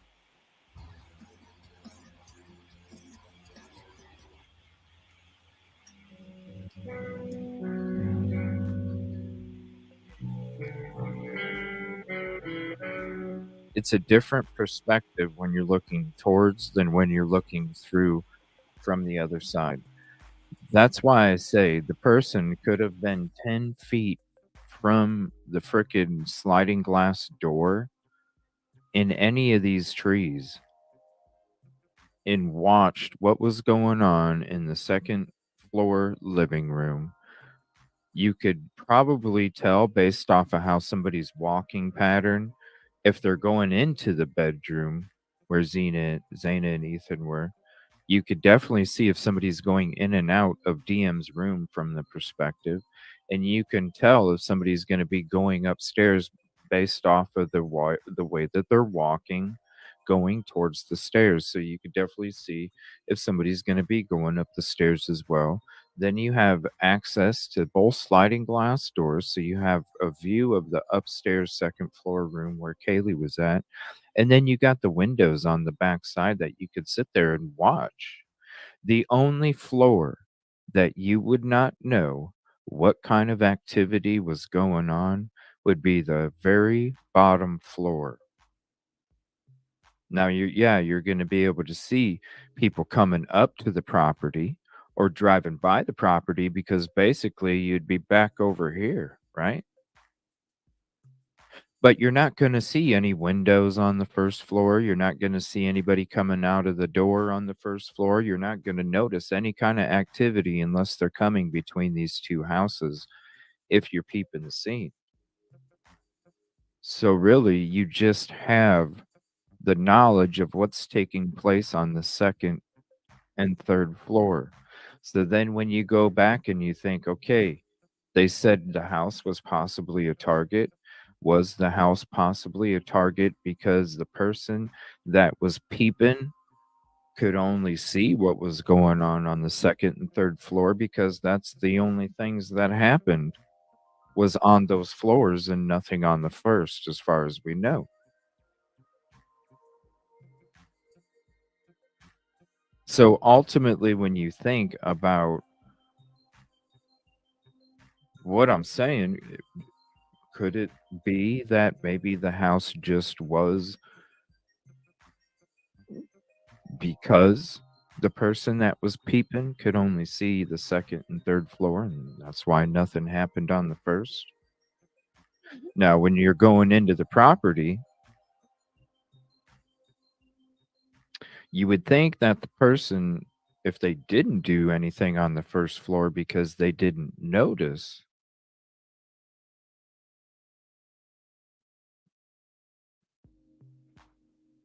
well, then maybe they'd never been to the property before. Maybe they never been to the property before. Maybe they were somebody that was parking in the back parking lot that lived at the apartment complex right across the street. And when they would park to go home, they would have a perfect view inside the sliding glass door on the third floor and Maddie's window. So maybe the person that kept coming home at Queen Road Apartments, parking in the back lot, continually saw night after night after night after night, whatever might have been going on in those windows, even if they were just standing there playing with the puppy.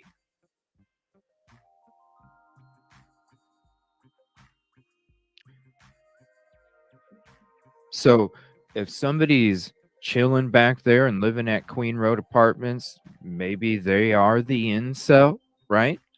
Maybe they are the incel, and that's why they never, in the whole time that they lived there,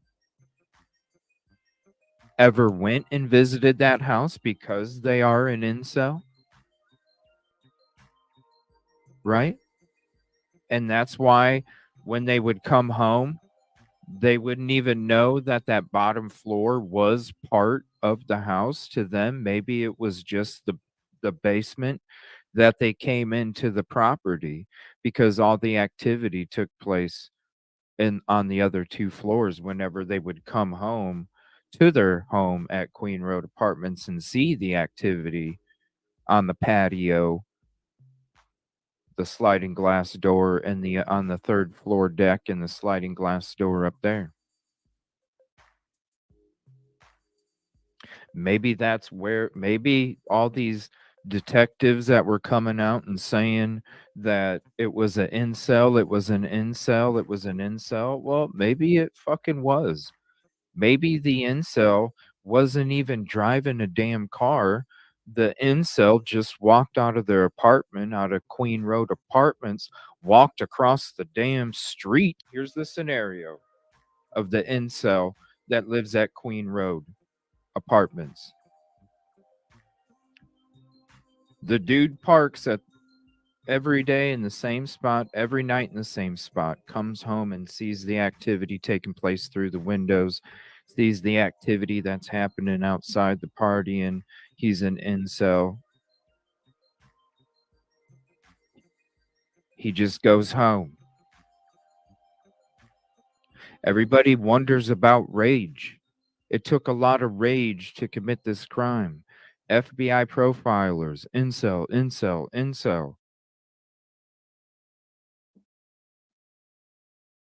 I bet you the incel that committed this crime lived at Queen Road Apartments, walked out of their front door,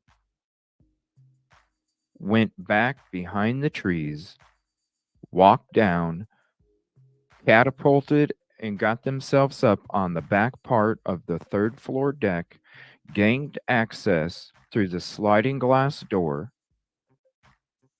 waited for everybody to come home. The incel had enough.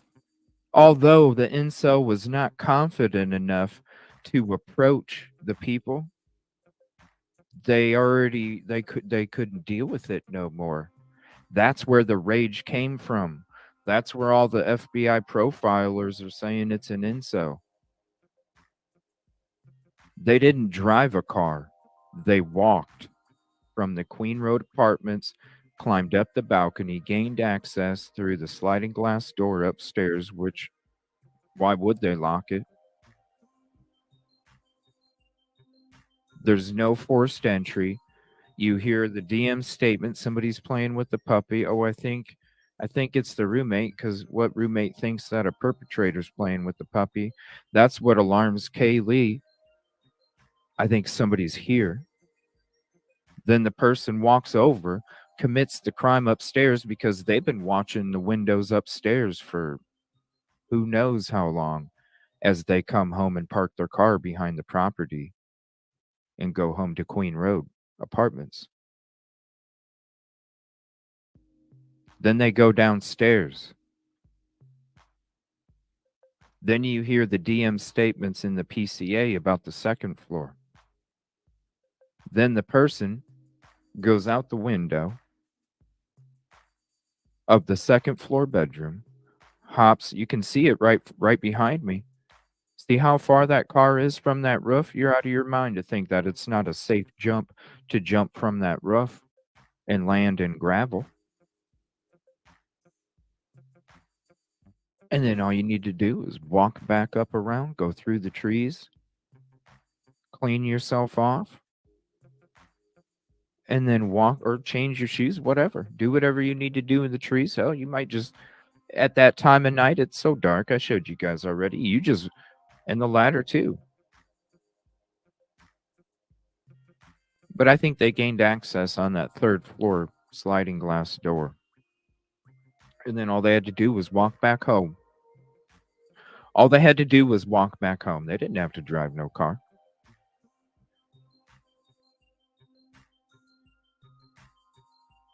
I wouldn't be surprised if the damn weapon was at Queen Road Apartments, everybody. What I'm saying is this incel? If they do live at Queen Road Apartments, and this is just in the middle of the parking lot, they could be somebody that parks all the way more to the side and they have an even better view. But even with this view, that's just from the blue car right around the corner. that parking lot, when I show you the footage and we go through the footage again, you'll see how deep that parking lot is and how many vehicles can park there. Actually, I'll just give you the bird's eye view of it to show you. So you're looking at this angle right here.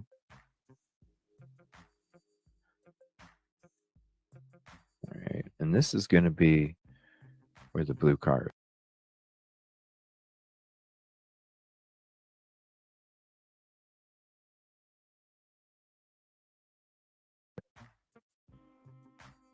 So right here at the blue car is what I'm talking about. You can park all the way back here. You can park all the way back here. Looking at it from here. Imagine you can see what you can see here.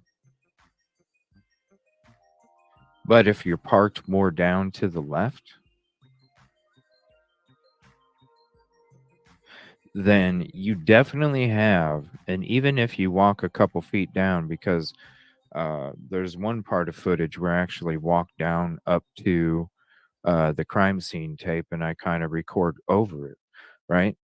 And you walk a couple feet down and you have, so imagine the sliding glass doors in the windows here, but when you're parked more to the left, turn that and you have a perfect view going straight in where you can see DM's door, you can see the entry to the second floor living room. I mean, you can see the whole kitchen, and then you're talking about upstairs bedroom too. Now, if you guys remember that video of Kaylee when she's playing with the puppy and she's doing this with it, right? That's her bedroom. So where she's doing this with the puppy, she's doing that towards the left part. If we're looking at the sliding glass door, she's doing it towards this left part. That's where she's facing. So imagine the fact that you can see into that whole bedroom just like you can see into the whole kitchen just from being parked. Now, and that's what I'm saying. You have to, this, like I said last night, there's a lead up to events. Something like this crime doesn't just when you open a pop, it don't just go nuts, okay, and fizz everywhere. You have to shake it. You have to shake it multiple times. There's a lead up to events when it comes to this kind of explosive act.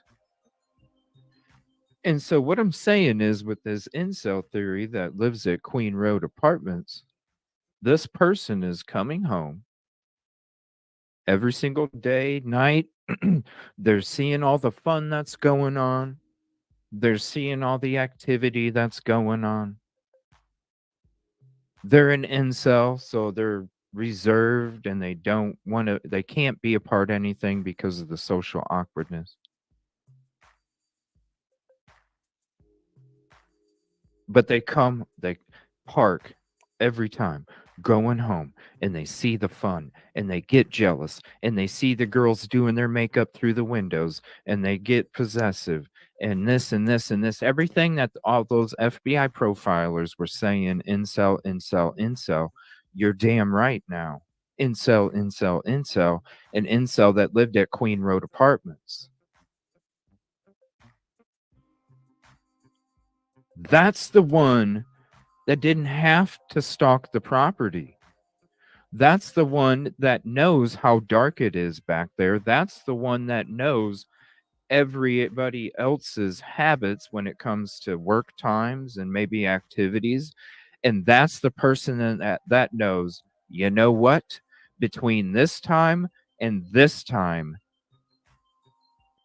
this is when I'm going to do it. Because even though I'm awkward and I can't go introduce myself, I can't involve myself around social activities, but I've been seeing these girls and I've been seeing the fun and I've been seeing it over and over and over and over. And I come home alone and I can't take it no more. And these people are having fun and I can't take it no more.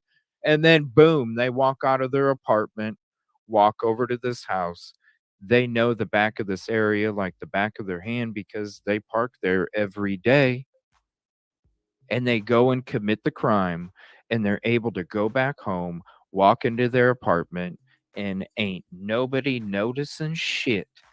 Because when they're coming back up from where after they're committing the crime, they just look like somebody else that just got out of their car and are walking home up to their apartment.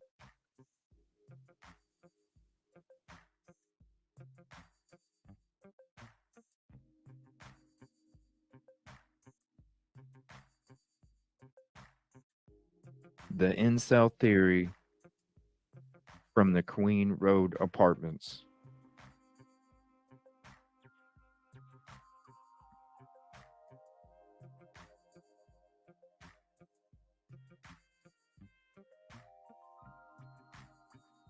They know the area like the back of their hand. And who in the hell, you know what I'm saying? You come back up that hill. Hell, you could go back, you could go up to your car, unlock your car, shut your door, and pretend like you just got out of your car and you're walking up to your apartment. And if you're wearing black, ain't nobody gonna be able to tell that you have red stuff all over you. Even if you have a little bit, ain't nobody gonna be able to tell. And all you have to do is take that little teeny, like I said, less than 2 minutes from where your car would be parked up to your door at your apartment building. Less than 2 minutes, and you're home safe. I'm going to show you the difference between the day and the night. See how you can see everything? I just walked over a little bit to the left. See how you can see everything? Look at how listen, I'm standing behind the crime tape, people, and look at how close the patio slab is. Look at how close the patio slab is. You don't need binoculars. You don't even need imagine if you did though, right, Katrina? Imagine if you did have binoculars. Oh my gosh, you could tell what kind of earrings somebody's wearing with binoculars. Look, I'm not. Listen, I didn't cross the crime scene tape, yo. I didn't do it. That's how close that slab is.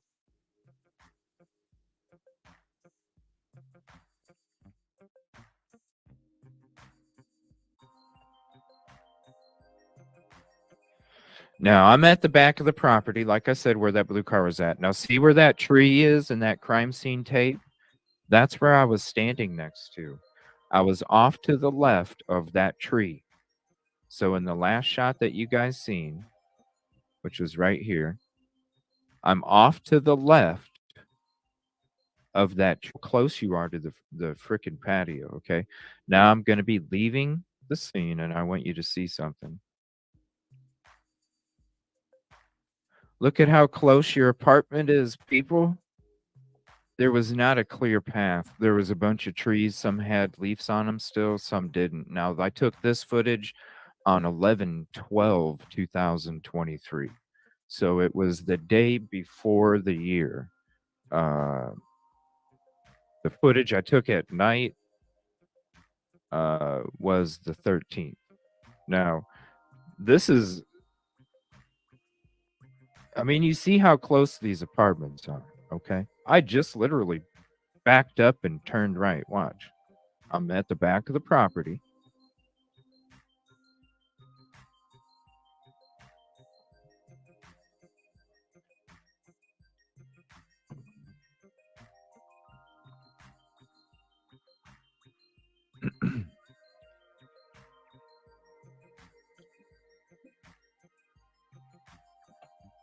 Right there.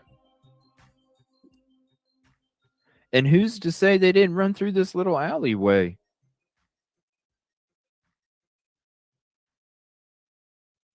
Who's to say they didn't run through this little alleyway and go to the left and then hop down the side of the house where nobody's going to see you from the house because they can't see you hop over the side.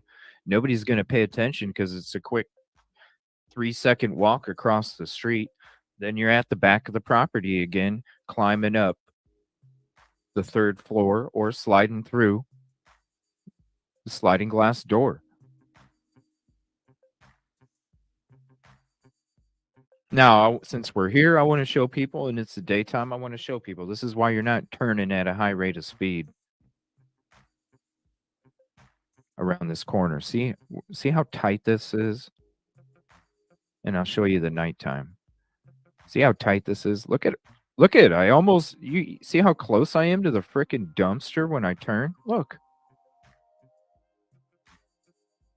You're going to go at a high rate of speed, slide, maybe hit the dumpster, maybe hit this tree bush or the light pole or the apartment building if you're sliding, right?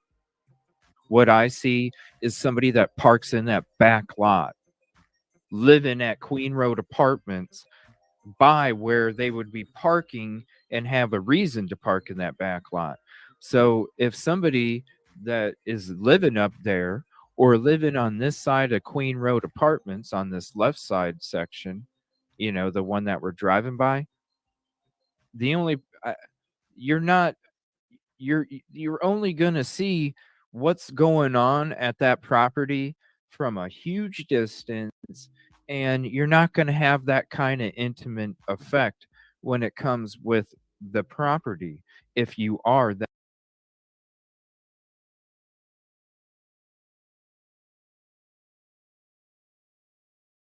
here and you're parking here to come home because you live at those apartments right over there when I back out. If you are coming here and parking home and you have that mentality, that's where you create your fantasies. That's where you create your obsession. That's where you create your desires and all these thoughts and all these things that you want to do because you park there every day or every night because you live right there. This right here, this parking spot for wherever they live, this is what creates all of the shit that somebody would need to commit this crime.